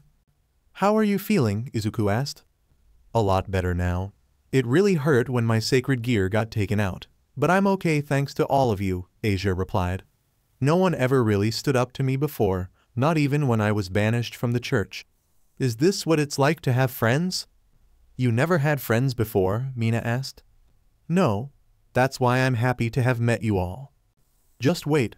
After we get out of here, we can do so many other fun stuff together. You'll be sick of it, Ijiro grinned, giving her a thumbs up. Sure. I'm looking forward to it, Asia said. Yes, that does sound nice, assuming you even live to see tomorrow. Rainer's voice instantly had everyone on guard again. Ijiro hardened his body once more. Mina prepared globs of acid. Itsuka clamped her hands into fists. Izuku raised his left arm with the sacred gear, getting ready to fire another energy shot. Asia stood in the center of the 4, helping to keep an eye out for the fallen. Even with all 5 of them looking, it was no use as they couldn't spot Rainer, as she held the element of surprise. But then, Asia caught a faint glimpse of red light coming, and as the light slowly grew brighter, she realized what it was. Izuku, no! Her body just moving on its own. Asia pushed Izuku aside as the light spear came down toward him. Shink! For a moment, things seemed to move in slow motion as the sound of flesh being pierced was heard. Izuku, Mina, Ijiro, and Itsuka all watched in horror as Asia was impaled by the spear of light, blood gushing from the wound. As Asia collapsed onto the ground, the light spear fizzled out of existence and a pool of blood formed below her. Asia. Oh, darn. I wasn't planning on killing Asia, but I guess if I can't have twilight healing, then I'd rather make it so no one can. Rainer, with her position compromised, decided to reveal herself, mocking Asia's sacrifice as she did. Rainer, Izuku, filled with righteous fury, fired an energy shot at Rainer, but she took to the air to dodge. Asia, hold on, stay with me, Izuku desperately screamed. Izuku, Asia gasped softly, tears in her eyes. Don't talk. Save your strength, Ijiro said, kneeling next to her. Can't you use that twilight healing thingy to heal yourself? Mina pleaded. I can't, with the amount of blood she lost. She was in no condition to use her sacred gear on herself. Then just stay still. We'll try and save you, Itsuka said. Dress form, Aries. Itsuka's outfit changed into a 2-toned pink, short woolen hoop dress that left her shoulders and arms bare. She had pink woolen arm warmers and a woolen scarf wrapped around her arms and neck. She wore pink and black striped leggings. Her hair was now styled into twintails at the side, and on her head were 2 ram horns. This is inferior to twilight healing, but beggars can't be choosers, Itsuka said as she formed a puff of pink wool in her hands and covered Asia's wound. Ha, good luck with that, Rainer laughed. By the looks of it, she's already lost a lot of blood. But don't think I'm just gonna stand by idle and watch. Rainier then threw another light spear, aiming at Izuku. Luckily, Izuku got in front to intercept the spear, causing it to shatter, though it did leave him with a slight gash. I'll handle her. Keep Asia safe. Wait, alone? Mina asked. What if she kills you? If you guys can help Asia, then that's okay. Saying nothing else, Izuku began walking towards Rainier. Okay? Be careful, and good luck, Izuku said, turning her attention back to Asia. You really want to die so quickly? Well, that's fine by me. Rainier created another spear and threw it at Izuku. Boost. Promotion, Knight. Immediately, Izuku felt a change in his evil piece as he felt his body becoming lighter.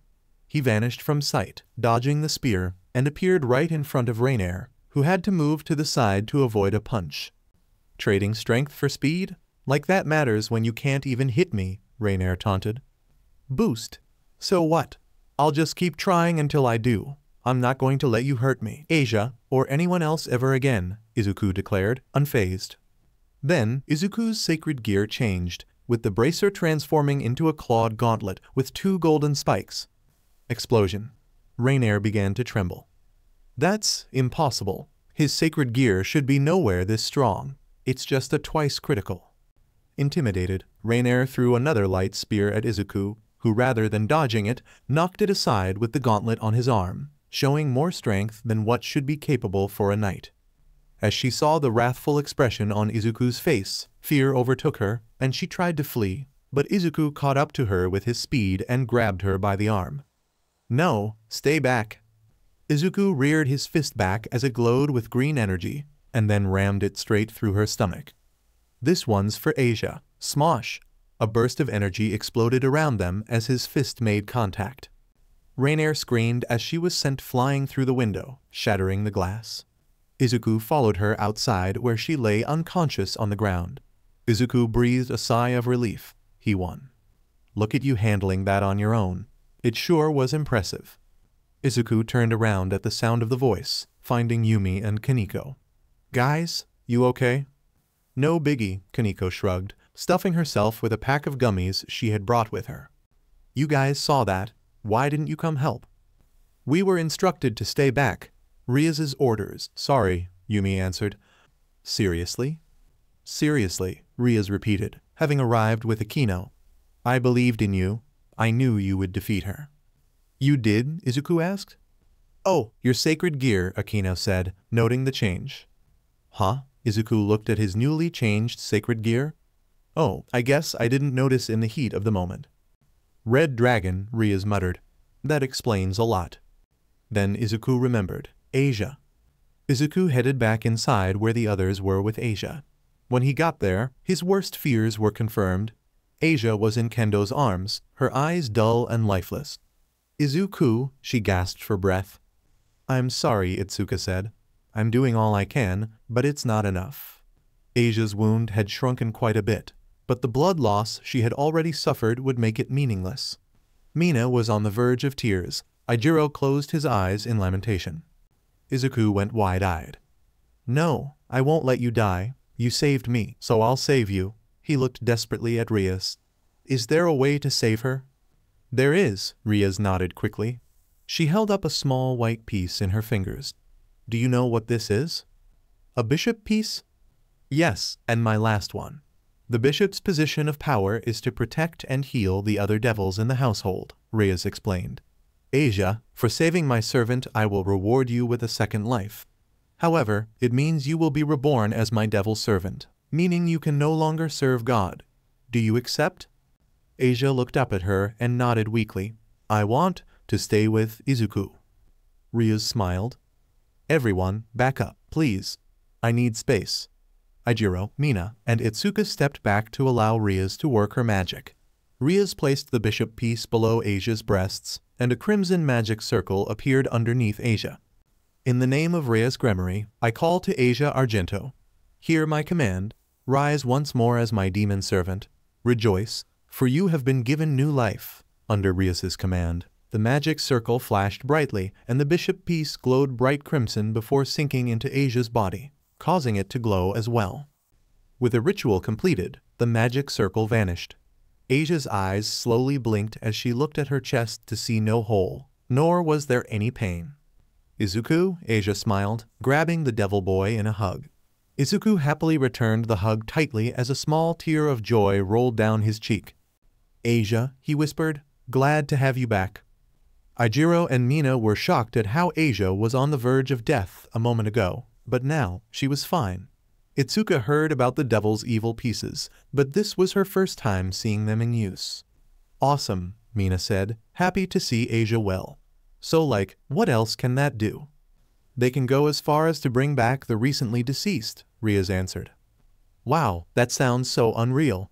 Then again, nothing surprises me at this point, Ijiro said. Then, Kaneko entered the room, dragging Rainier along. Did someone order this? She then tossed Rainier forward, causing her to regain consciousness. When Rainier looked up, she saw Asia, alive and well, as she stuck to Izuku. Impossible.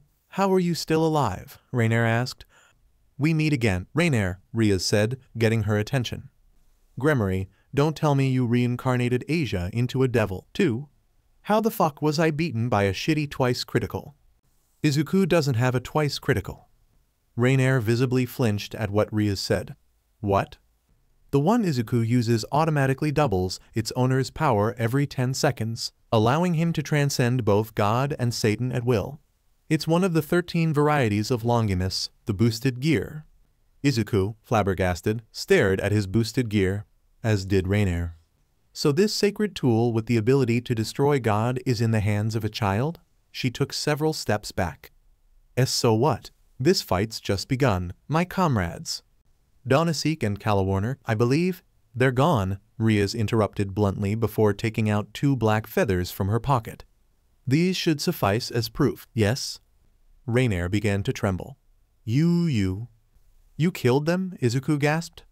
Rias's fuse is long, but when pushed, she lives up to her title as crimson-haired Princess of Ruin, all thanks to her power of destruction, the magic ability she inherited from her mother. It has the power to destroy anything it touches, Yumi explained. Sounds scary, Izuku, Itsuka, Asia, Mina, and Ijiro all thought. After Donasek and Calawarner attacked Izuku and Asia, I discovered multiple renegade fallen angels had plans to attack this city. So, I went to have a chat with your 2 colleagues. But they were rather rude to me. Red and black energy enveloped the 2 feathers, vaporizing them. Now then, what to do about you? Rainier shook in fear as the power of destruction lit up in Rias's hand. I should purge you right here and now, but I think that would be the easy way out. Rias then turned to Izuku and Asia. You 2 suffered the worst at her hands, so I think you 2 should be the ones to decide her fate. I don't want to be the cause of anyone's suffering. Asia squeaked. Could you let her go this one time? Well, I think that Rainier should be punished for her crimes.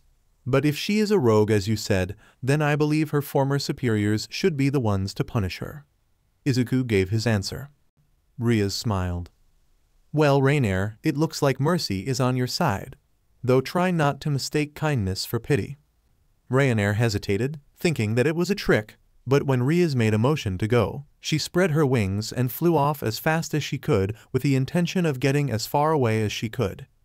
Rias then created a magic circle next to her. Izu, Asia, Kaneko, Yumi, let's go.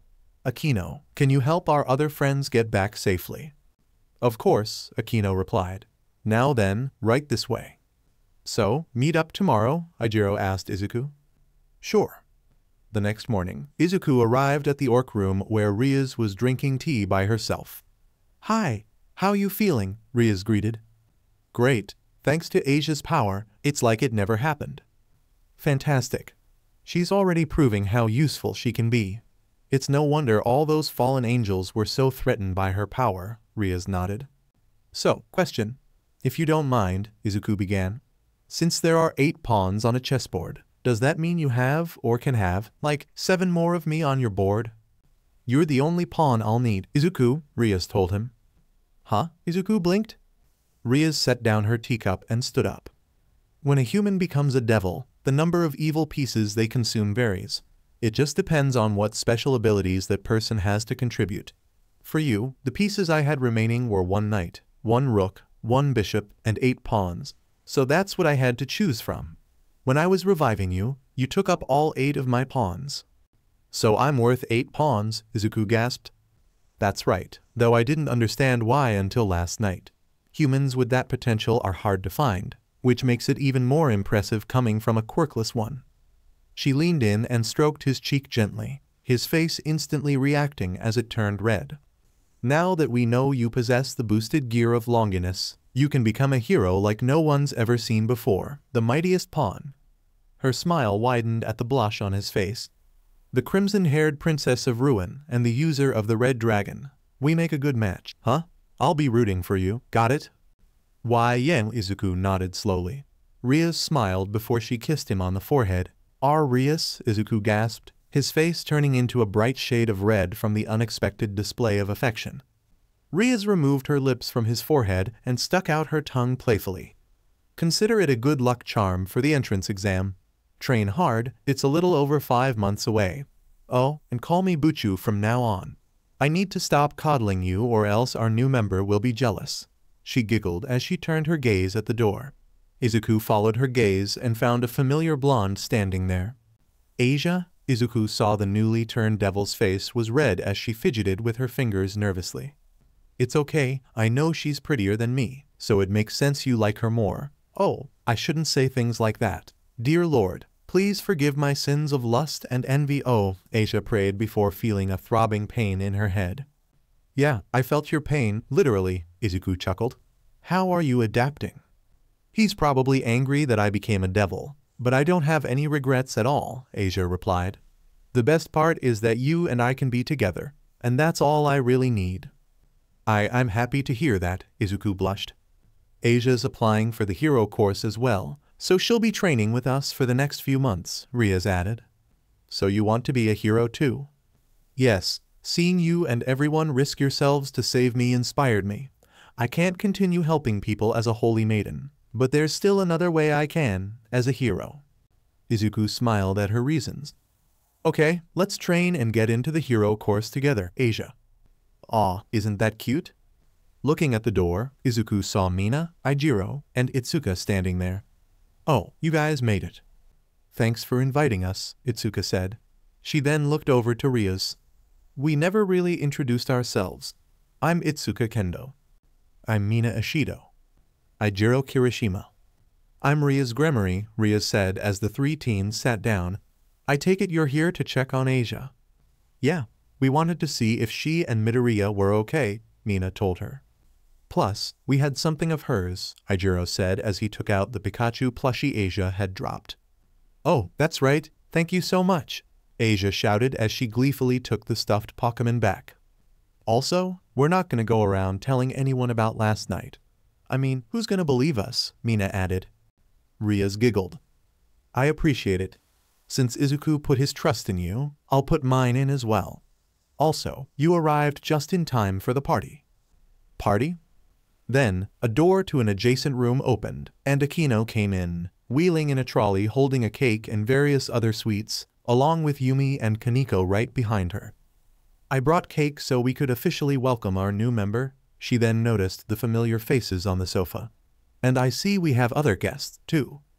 Rias took a glass of soda and held it over her head. All right, it's time to celebrate. Cheers. Cheers, the others cheered. Meanwhile, unnoticed by everyone, there was an exotic red bird outside the clubroom, peeking inside through the window, its gaze particularly focused on one Rias Gremory. Rainier flew as far and as fast as she could. She tried returning to the underworld, only to find out that Matelt made it there first. Furthermore, she learned that the brat was really a spy for Azazel, sent to keep tabs on her and the others. If she returned to Grigori now, she would only end up labeled as a traitor.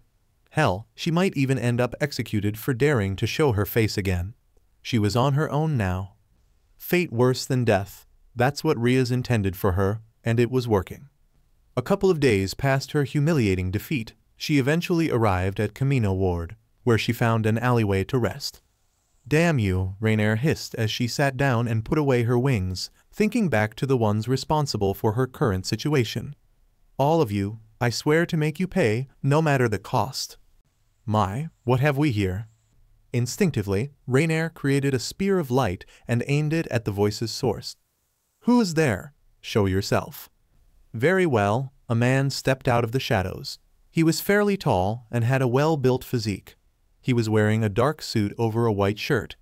Lastly, his face was hidden by a navy blue skull-like mask with pipes protruding from it. "Who are you?" Rainier demanded. "Just someone with an eye out for talent," he said. "I happened to see you land and thought you might need some help." "Help? Please, I know where this is going," Rainier snapped. "Don't even try it, you wannabe rapist. Please, don't lump me in with lowlifes like them. I merely wish to lend a helping hand to a damsel in distress. Won't you give me a chance?" Rainier was starting to get irritated by this man. "On second thought, maybe you can help. See, I've had a bad past couple of days, so I could use something to take out my frustrations like you." The man simply smiled under his mask and said, "You can try." Rainier suddenly began shaking uncontrollably. What? She dropped the spear, which shattered upon hitting the ground. Rainier then fell back on her butt, frozen in fear. "My body won't move. This murderous aura, it rivals Cockabeel's. No, it's even greater. What's going on? Who are you?" "As I said, someone with an eye out for talent." He began to walk closer to her. "And I believe you meet my standards, fallen angel Rainier." The irises in Rainier's fear-stricken eyes shrunk. How? Having informants in the underworld helps to get news fast. He was now standing directly over her. "You may be a low-class fallen angel, but I see potential to grow. An imprisonment would be quite a waste for you, so I'm offering a deal. Work for me, or I could just turn you over to the fallen angels, without guarantee you'll be in one piece. What do you say?" Rainier could only nod her head, her self-preservation instincts on high alert. "Excellent. I'm glad you accepted." The killing intent subsided. He then lent out his hand, which Rainier took. It had been several days since the skirmish in the church, and Asia seemed to be adjusting well to her new life as a devil. She started off by handing out flyers, same as Izuku did, with the two going out together to do so. It wasn't long before she had her first contract. Plus it helped that as a bishop, her magic abilities were on par with Rias and Akino. And in Izuku's case, he could now use his boosted gear properly, much to his joy. He could still remember the look of joy on his mother's face when he finally told her about his newly awakened power, which led to a whole day spent in his mother's arms as she hugged him while crying a flood of happy tears, much to Rias's amusement. Another matter that needed to be addressed was Asia's living arrangements. She had been sleeping at the orc room this whole time, and that was in no way a suitable residence. She needed somewhere else to stay. However, the last thing he expected was for there to be stacks of boxes in front of his apartment, with both Rias and Asia standing right next to them. When Izuku asked what that was about, Asia revealed that they were hers, and Rias revealed that Asia would be living with him, to his surprise. It didn't take long for Asia to meet up with the matriarch of the Midoriya household. "Sorry, what was your name again? Was it Asia Aisha?" Inko asked. Across the table from her were Izuku, Rias, and Asia. "Close, it's Asia Azaya," Asia corrected. "Right, so let me get this straight, you want to move in with us?" Inko asked for confirmation. She still couldn't believe her ears that a pretty girl wanted to stay with her teenage son, the kind of situations that other boys around his age dreamed of. Izuku himself was still shocked by this. He did want for Asia to find a good place to stay, but he never anticipated this. And something told him that this wasn't the only surprise awaiting him. "The thing is, I owe your son and I need to pay him back," Asia said. "Owe him?" Inko asked. "Yeah, I came to this town all by myself, and I don't know what I would have done if it wasn't for Izuku. He took care of me, and now, if it's okay, I'd like the chance to take care of him." Asia's explanation caused Izuku to blush a little. "But if it puts you out in any way, I can go somewhere else." Rias then decided to play mediator. And because of what he did for Asia, she mostly feels at ease when she is around him. It would only make sense to be around someone who makes you feel at ease, don't you think so? "That makes sense," Inko nodded. "And I can say with confidence that Izuku is the last boy who'd do anything shameful to a girl. Still, this is a lot for me to think about." Rias then decided to present argument #2. In addition to room and board, There's something else she can get out of living here with you. She can learn to be a good wife. She can learn what? The Midoriya mother and son duo shouted. It's like this. By interacting with Asia as much as possible, Izuku can learn to come out of his anxiety shell. Not to mention, help him to interact with girls his age. Well, that does sound nice, Inko responded, calming down from her shock.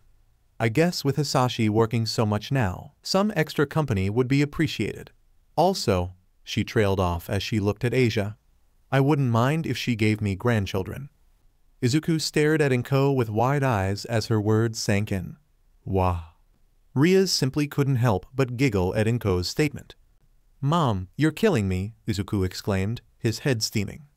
I'm sure you know this, Asia bowed shyly.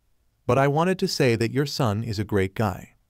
Well, aren't you cute as a button? Rias, I would love to take in Asia and let her live with my son, Inko said. Thank you very much for your kindness. Inko, Rias smiled as she watched Inko rub Asia's head, gushing about how cute and adorable she was while Izuku facepalmed over his mother's antics. Turning to the side, her smile dropped as a weary look appeared in her eyes. It didn't take long until Asia was enrolled into Aldera Junior High, and the next day they headed to school together. Izuku couldn't help but think how good the girl's uniform looked on Asia.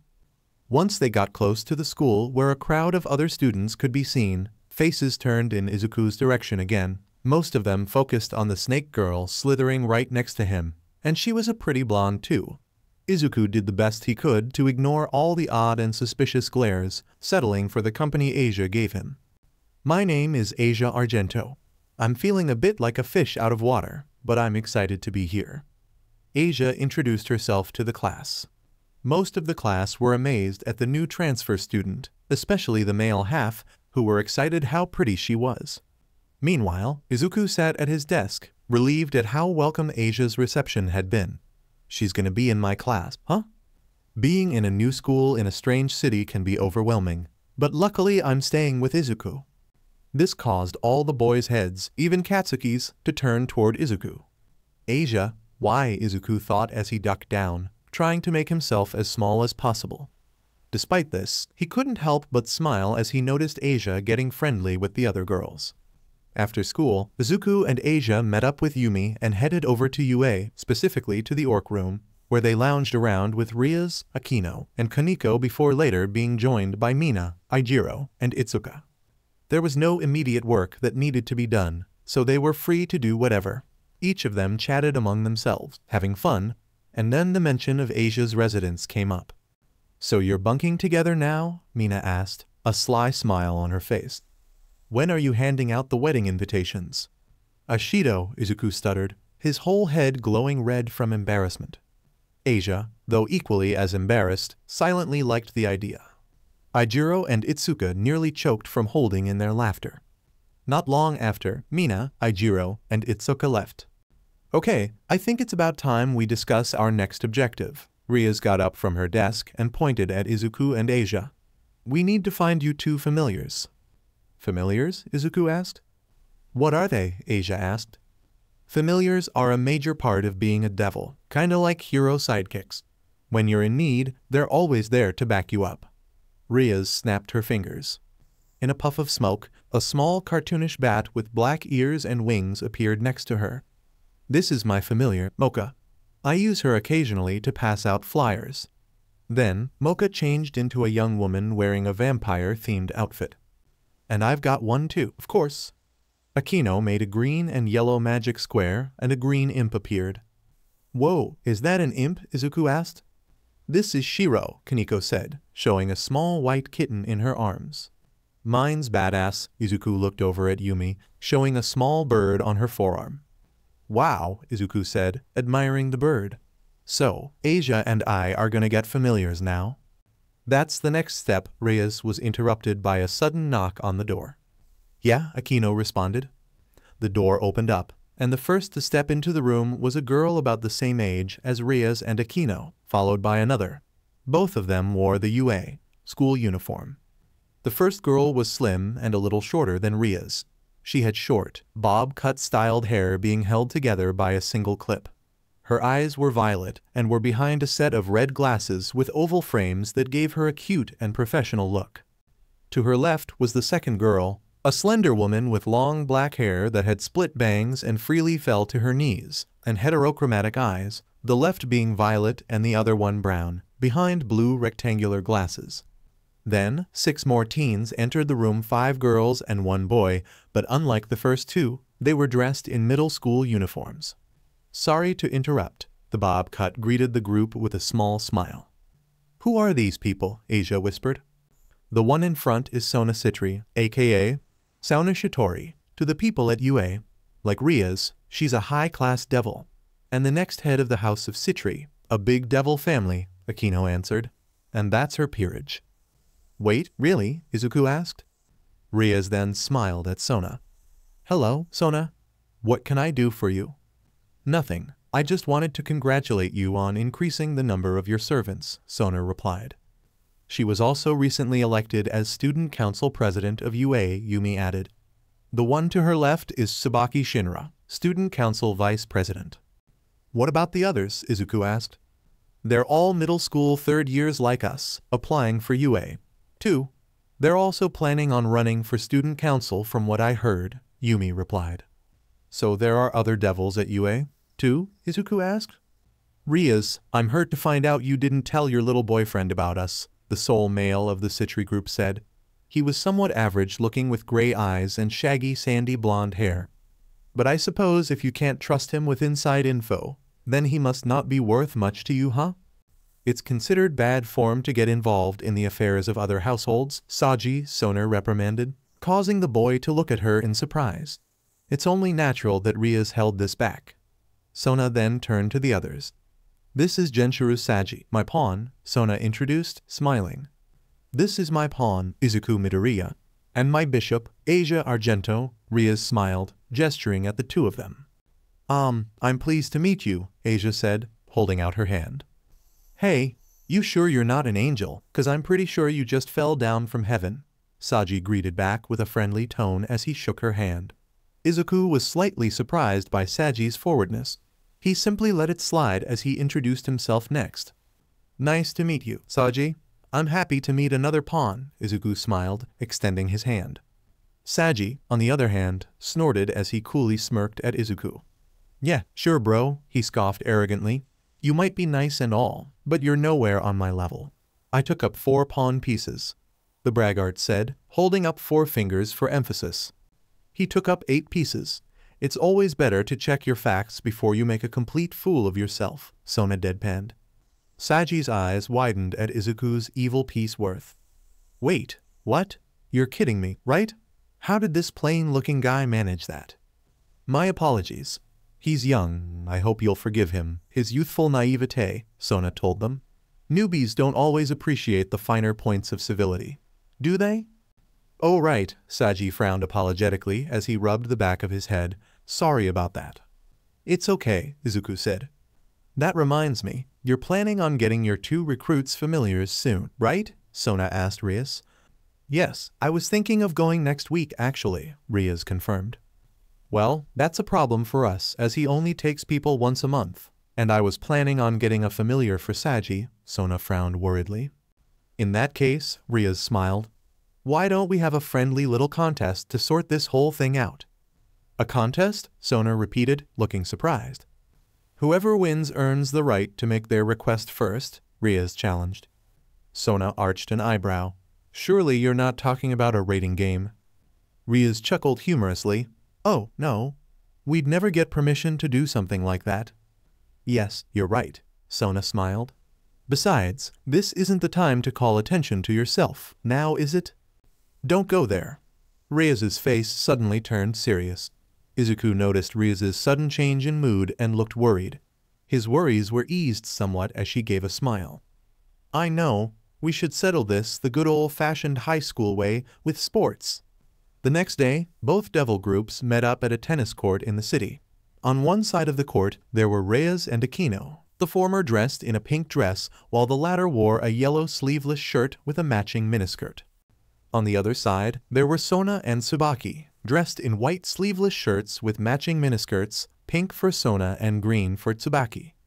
The rest of the groups stood at opposite ends outside the caged court as they watched while one of Sona's bishops, Raya Kusaka, served as referee. Raya was a slim girl with long brown hair that ended in 2 short braids with matching eyes. She also had blue flowers growing from her head, arranged like a headband. "Akino, we're in it to win it," Rias declared. "Got it, no mercy," Akino responded. "Everyone ready." "Good," Rias said, with the ball in her hand, ready to serve. "May the best devil win," Sona challenged. Rias then served the ball, sending it towards Sona, who served the ball back with a swing of her racket. The ball was then intercepted by Akino before being received by Tsubaki. With how intensely the 4 young women were defending their sides and the winds blowing, there were a few moments where their bright white panties flashed for all to see. But they paid it no mind as they continued to play. "Whoa, that tennis ball is bouncing like crazy," Izuku commented. "Hey, we're here," Ijiro's voice called out as he, Itsuka, and Mina arrived. Izuku had sent them a text on their group chat to inform them about the match. "So that's Rias's friend?" Mina asked, looking over at the Citri side. "You know, it makes me wonder, are there more devils at UA?" Itsuka pondered, but they quickly brushed it aside in favor of watching the match. "Wow, they're really getting into it, aren't they?" Yumi commented. "Is it just me, or is this getting a little out of control?" Kaneko asked rhetorically. Then, as if answering her question, Sona held up the ball with a smirk. "Let's see how you like a magic attack, Sona Citri style." She then threw the ball upward and with her racket glowing in blue energy, served the ball, causing it to glow blue as well as it shot forward. "Oh really? Let's see how you handle the Gremory counter-strike," Rias challenged, but as she attempted to return the ball, it suddenly changed trajectory and swerved past her, causing her to miss it completely. "1 point to Citri," Raya announced. "Was that magic just now?" Izuku gasped. "Haha, suck on that, Izuku," Genshiro laughed as he waved a flag that read Team Sona. "Hey, we did agree to no magic, didn't we?" Asia asked.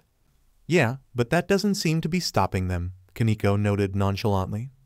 "Well, I guess we can pretty much kiss the rulebook goodbye, huh?" Yumi resigned. "It's cool. Rias is about to lay the smackdown," Kaneko said. "Look Citri, you can cheat all you want to, but in the end, it's not going to make a bit of difference in this game," Rias declared. "You want a magic show? Well, I've got a few tricks." "Do your worst, Gremory. You think I'm afraid of you? Bring it on," Sona dared. And with that, the fiery match between the 2 teams resumed. The game went on until evening, but unfortunately, the intensity of the match caused the rackets to be destroyed before a winner could be decided, leaving the tennis match a draw. "Too bad it was a draw. Since nobody won, they're suggesting we all compete in a team match," Kaneko said as she held the ruined rackets. "Are you serious?" Izuku asked. "Serious as a heart attack, my friend. They're all out there right now, deciding what we play," Yumi said. Then, as if on cue, the door opened and Rias and Akino stepped in. "We've chosen dodgeball as the game to play," Rias said. "We meet the Citrus tomorrow night. We also got permission from the principal to use one of the gyms. So, let's win this." "Right," Rias's peerage all responded. "Thanks for playing for us, guys," Asia said. "Yeah, for real," Izuku added. Later, at his apartment, Izuku was lying on his bed, pondering, when he suddenly got up. He then went over to Asia's room and knocked on the door. "Hey Asia, are you still awake?" "Izuku, hi, come on in," Asia greeted. Izuku tried his best to ignore how good Asia looked in her pajamas. "Oh, I can't. It's really late. I'm sorry to bother you, but do you have needle and thread I can borrow?" "Yeah," Asia replied, perplexed by his request. The night of the team match arrived, and the Gremory peerage were in the gum, doing warm-ups. Rias and Akino wore their UA gym uniforms. Izuku was in his mint green tracksuit. Yumi, Kaneko, and Asia had on white gym shirts and blue gym shorts, with Asia's being custom-made to accommodate her lower body. Ijiro, Mina, and Itsuka were there as well. They had offered to help, but Rias told them that Sona preferred to keep it peerage exclusive only. In addition, she warned them that it could get a little out of hand. However, they were free to stay and watch. "They outnumber us by 2 people, so we've asked the extras to be referees." "I'm like the worst at sports. I don't even know if I remember how to play, Izuku said. Oh, you'll be fine, Rias reassured. Just grab a ball, aim it at the Citri team, and hit M right in the face. Asia picked it up in no time. I'm sure you can do it too, Yumi said. Meanwhile, Asia was stretching her lower body, helped by Akino. Ah, my tail is on fire. Stretch it a little farther. Come on, you can do it, Akino encouraged. I'll try, Asia said. Hearing this, Izuku, who was being helped by Kaneko, decided he needed to step up his game too. Kaneko, I think I can go lower. Kaneko obliged and pushed him down lower, but accidentally went more than he could handle, causing a cracking sound and a pained scream from Izuku. Then, once all the warm-ups were taken care of, Izuku presented to the team what he had made with the needle and thread he borrowed from Asia. Team headbands that read Occult Research Club. Team headbands? Rias said, amazed. Nice, Yumi said. Yeah, we're gonna look totally badass, Akino said. Thanks. I stayed up all night making them, Izuku said. You didn't sleep? Rias asked in concern. I just wanted to make something cool as a way of saying thank you for everything you guys are doing for us. I'm lucky to have friends as amazing as you. Plus, I suck at sports, so I'll remember not to throw at my own team. Izuku replied. What's wrong? Are they lame? Maybe I should have gone with t-shirts instead. Oh no, I think they're perfect, Izuku, Rias said. It was nice of you to do that. I don't know, it's not a big deal or anything. You're pretty sweet, you know that? Kaneko smiled. Let's put these on, go out there, and do our best to kick some Citri butt, Rias said. Yeah, everyone cheered. Ready to rock and roll? Sona and her peerage had arrived. Sona and Tsubaki wore Yue's gym uniform. Saji had on a gray tracksuit. The remaining girls were dressed in white gym shirts and black gym shorts. The two chosen to referee were Sona's other bishop, Momo Hanakai, and other pawn, Ruruko Nimura. Momo was a pretty young girl with silver wavy hair going past her shoulders with straight bangs and teal eyes. Ruruko had long brown hair tied into twintails at the side and green eyes. She had a pair of green clips in her hair and wore striped green stockings. On the Gremory team, there were Rias, Akino, Kaneko, and Izuku as the main players while Asia and Yumi were the rear attackers. On the Citri team, there were Sona, Tsubaki, Sona's knight, Tomo Megiri, and Saji as the main players while Raya and Sona's rook, Tsubasa Yura, were the rear attackers. Tomo had hazel eyes and shoulder length, reddish-brown hair tied into twintails, while also having swept bangs and a cowlick. Tsubasa was a tall girl with blue, shoulder-length hair and matching eyes. She had a typical tomboyish appearance with a Bishonen face. Notably, she had 4 arms, most likely the result of a mutant quirk. The first to get the ball was Tsubasa, who threw the ball at Kaneko. She tried to bend over to dodge, but the ball barely managed to nick her, shredding part of her shirt in the process. That's an out, Momo declared, holding up a flag. Ah, right from the start, Izuku lamented. I need a drink anyway, Kaneko said as she calmly walked out of bounds. Ready or not, here I come. Tsubaki's body glowed blue as she enhanced herself and the ball. Then she sent the magic-charged ball straight at Rias, who managed to catch it while only being pushed back a little and taking a few bits of tears in her uniform as damage. Well, catching Tsubaki's spike head-on is pretty impressive, Sona complimented. Don't forget, Sona, I'm a Gremory, that's just how we roll. Rias threw the ball, and then her eyes glowed red as she powered the ball with her own magic, increasing its strength and sending it straight forward.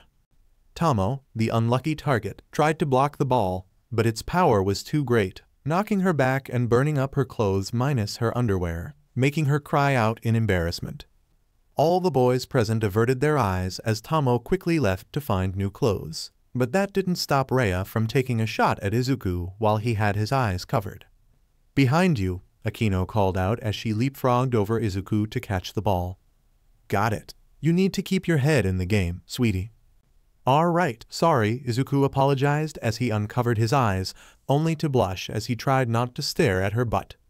Then, the match got more intense, with both sides using magic to throw the ball around, and a few explosions here and there.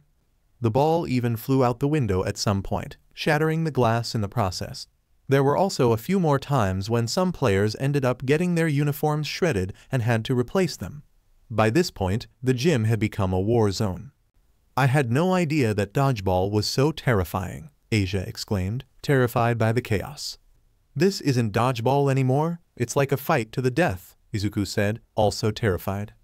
This is what Rias calls a little out of hand, Itsuka asked.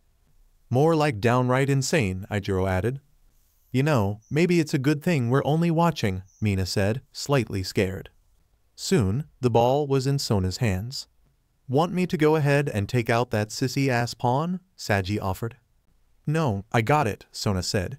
Here comes the pain, Sona enchanted the ball, then threw it with all her might. The ball glowed blue as it zoomed towards its mark. Crap, Izuku shouted as he realized he was the target. Whoa, hey, what's up with this thing? Izuku managed to dodge the ball a few times, but the ball eventually managed to hit him, right in the balls, making him collapse in pain while clutching between his legs. Ijiro cringed, feeling Izuku's pain. It's all over. I can use my twilight healing to make you better, but first you have to show me where it hurts, Izuku, Asia said as she summoned her sacred gear. Oh no, I'm fine, thanks, Izuku said as he sat up. You're in pain. I think it'd be best if I took a quick look, Asia insisted. It's my private parts. I can't force you to look there, Izuku argued. If it'll make you more comfortable, I can just do it over the pants, Asia said, and with that, Izuku relented to getting healed, not that he wasn't any less embarrassed. Tell me, how do you feel? Asia asked. Embarrassed, Izuku replied. Hard to comment, Kaneko deadpanned. I can't really disagree, Izuku said. Take good care of him, Asia. We've got a game to finish, Rias said. Will do. Come on, you guys, let's win this one for Izuku, Rias said. Izuku's death, Akino said. Will not be in vain, Yumi finished. For sure, Kaneko said. Oh, guys, I'm still alive, Izuku awkwardly reminded as he was being healed by Asia, who was absent-mindedly shaking her rear. Then, the game resumed with Sona and Saji remaining on the Citri team and Reyes and Akino on the Gremory team. The ball was in Koneko's hands. Bring it, Saji challenged, only for the ball to nail him right in the groin, causing him to whimper in pain before he collapsed. Come on, let's end this thing, Citri, right here, right now, Rias said. Oh, I'm just getting warmed up, Reyes, Sona said, but suddenly. Game over, Momo announced, blowing the whistle. Izuku and Asia celebrated winning the match as Ijiro, Mina, and Itsuka came over to congratulate them. The Citri team was the first to take their leave, with Tsubasa carrying the still-in-pain Saji. A deal's a deal, Sona. Since we beat you, we get first pick at the familiars, Rias said. As much as I hate to lose, I have to admit. That was still a whole lot of fun, Sona said. Although if this had been a rating game and not just us fooling around, there's no way you could have beaten me. You really think so? Well, I guess we won't know for sure until we actually play the game. But it'll be a while until we have to worry about that. Don't be so sure, Rias. You never know what's coming up, Sona advised before exiting the gym. Back in the clubroom, the orcs celebrated their win with a toast. Victory. I want you to know, I'm thankful to each and every one of you for doing what needed to be done to beat those devils. I hope you feel very proud, Rias said. All I did was get hit in the nuts, Izuku lamented. Not true. You also made these headbands. They're pretty rad, man, Yumi complimented. Totes, Akino joined in. Yeah, they really brought our team together, Asia added. Kaneko also nodded with a smile. Thanks, everyone, Izuku smiled. I hate to break up the celebration, but I think it's time we go get these two a couple of familiars, Rias interrupted, and a red magic circle appeared in the center of the room. Wait, you mean we're getting them right now? Asia asked. Full moon tonight.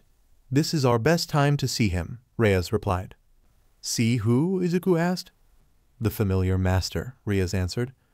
Good luck, guys, Ijiro said. If you get a cute familiar, remember to show me, Mina said. One teleportation magic circle later, the Gremory devils were now in a dark, creepy-looking forest. Where are we? Izuku asked. Duh, a magical forest where familiars live, Akino replied. Don't be scared. This is where we came to get ours, too, Yumi reassured.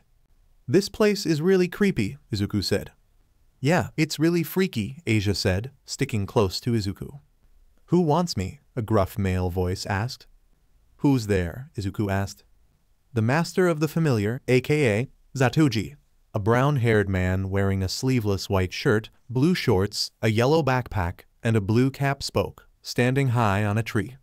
If your goal is to find familiars galore, you've come at the right time, that's for sure. The full moon is out to help you decide, and I'll be the one to act as your guide, he said as he made a G shape with his hands. If you can't tell, Zatoji is way obsessed with making things rhyme, Akino gave some context. Uh-huh, Izuku responded. Now, how can I help you? Tell me all your heart desires. A strong one? A fast one? A one that likes to set fires? I'd like one that's cute and fun to be around, Asia said. Fun, done and done, Zatoji said with a smile. Oh, thank you so much, Asia said. Throughout the forest, Zatoji showed a variety of familiars, a lot of which could be too dangerous even for their masters to command. It was pretty uneventful otherwise. And then the group came upon something.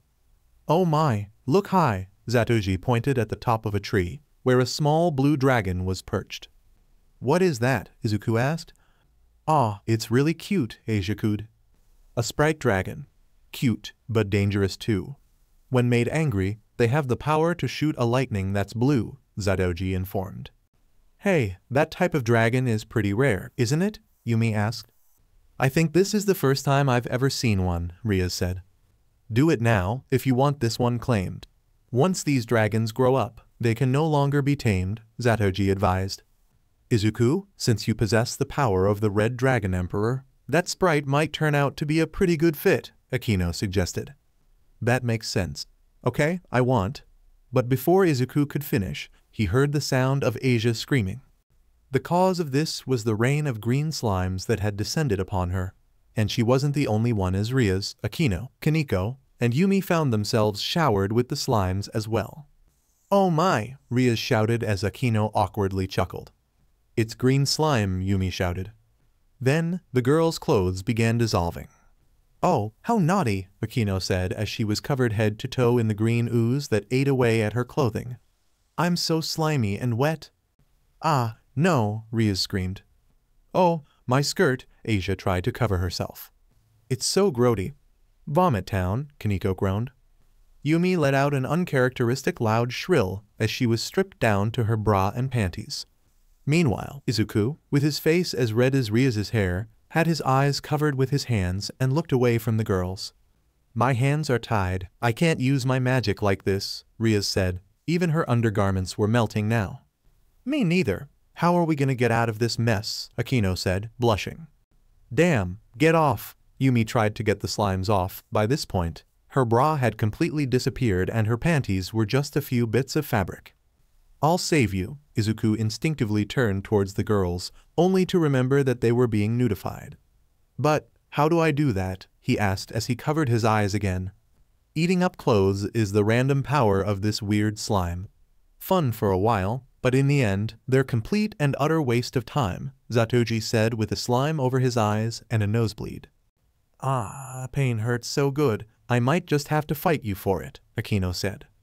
Meanwhile, with Rias, the slime started getting handsy as it reached down below.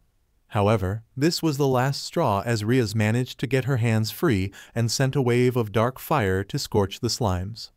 Sorry slimes, we coulda had some fun. Akino also freed herself and electrocuted a group of slimes. Kaneko and Yumi also managed to get free and started killing the other slimes as well. The only one left was Asia, who despite her efforts to get the slimes off with her vines, still had some on her.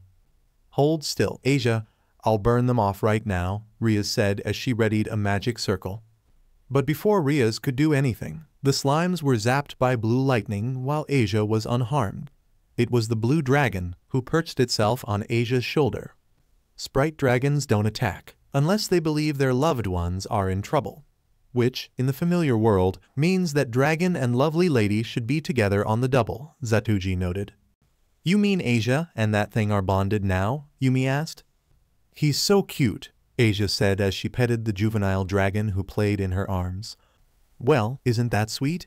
Now I gotta take a shit, so you guys need to beat feet, Zatoji said. In the name of Asia Argento and devils everywhere, I command you to accept this pact and be my familiar forever. The sprite dragon sat in the middle of a green magic square as the familiar contract was forged. Well, looks to me like you've got a friend. I think you two will be very happy together, Akino said. With the ceremony completed, the dragon flew back into Asia's arms.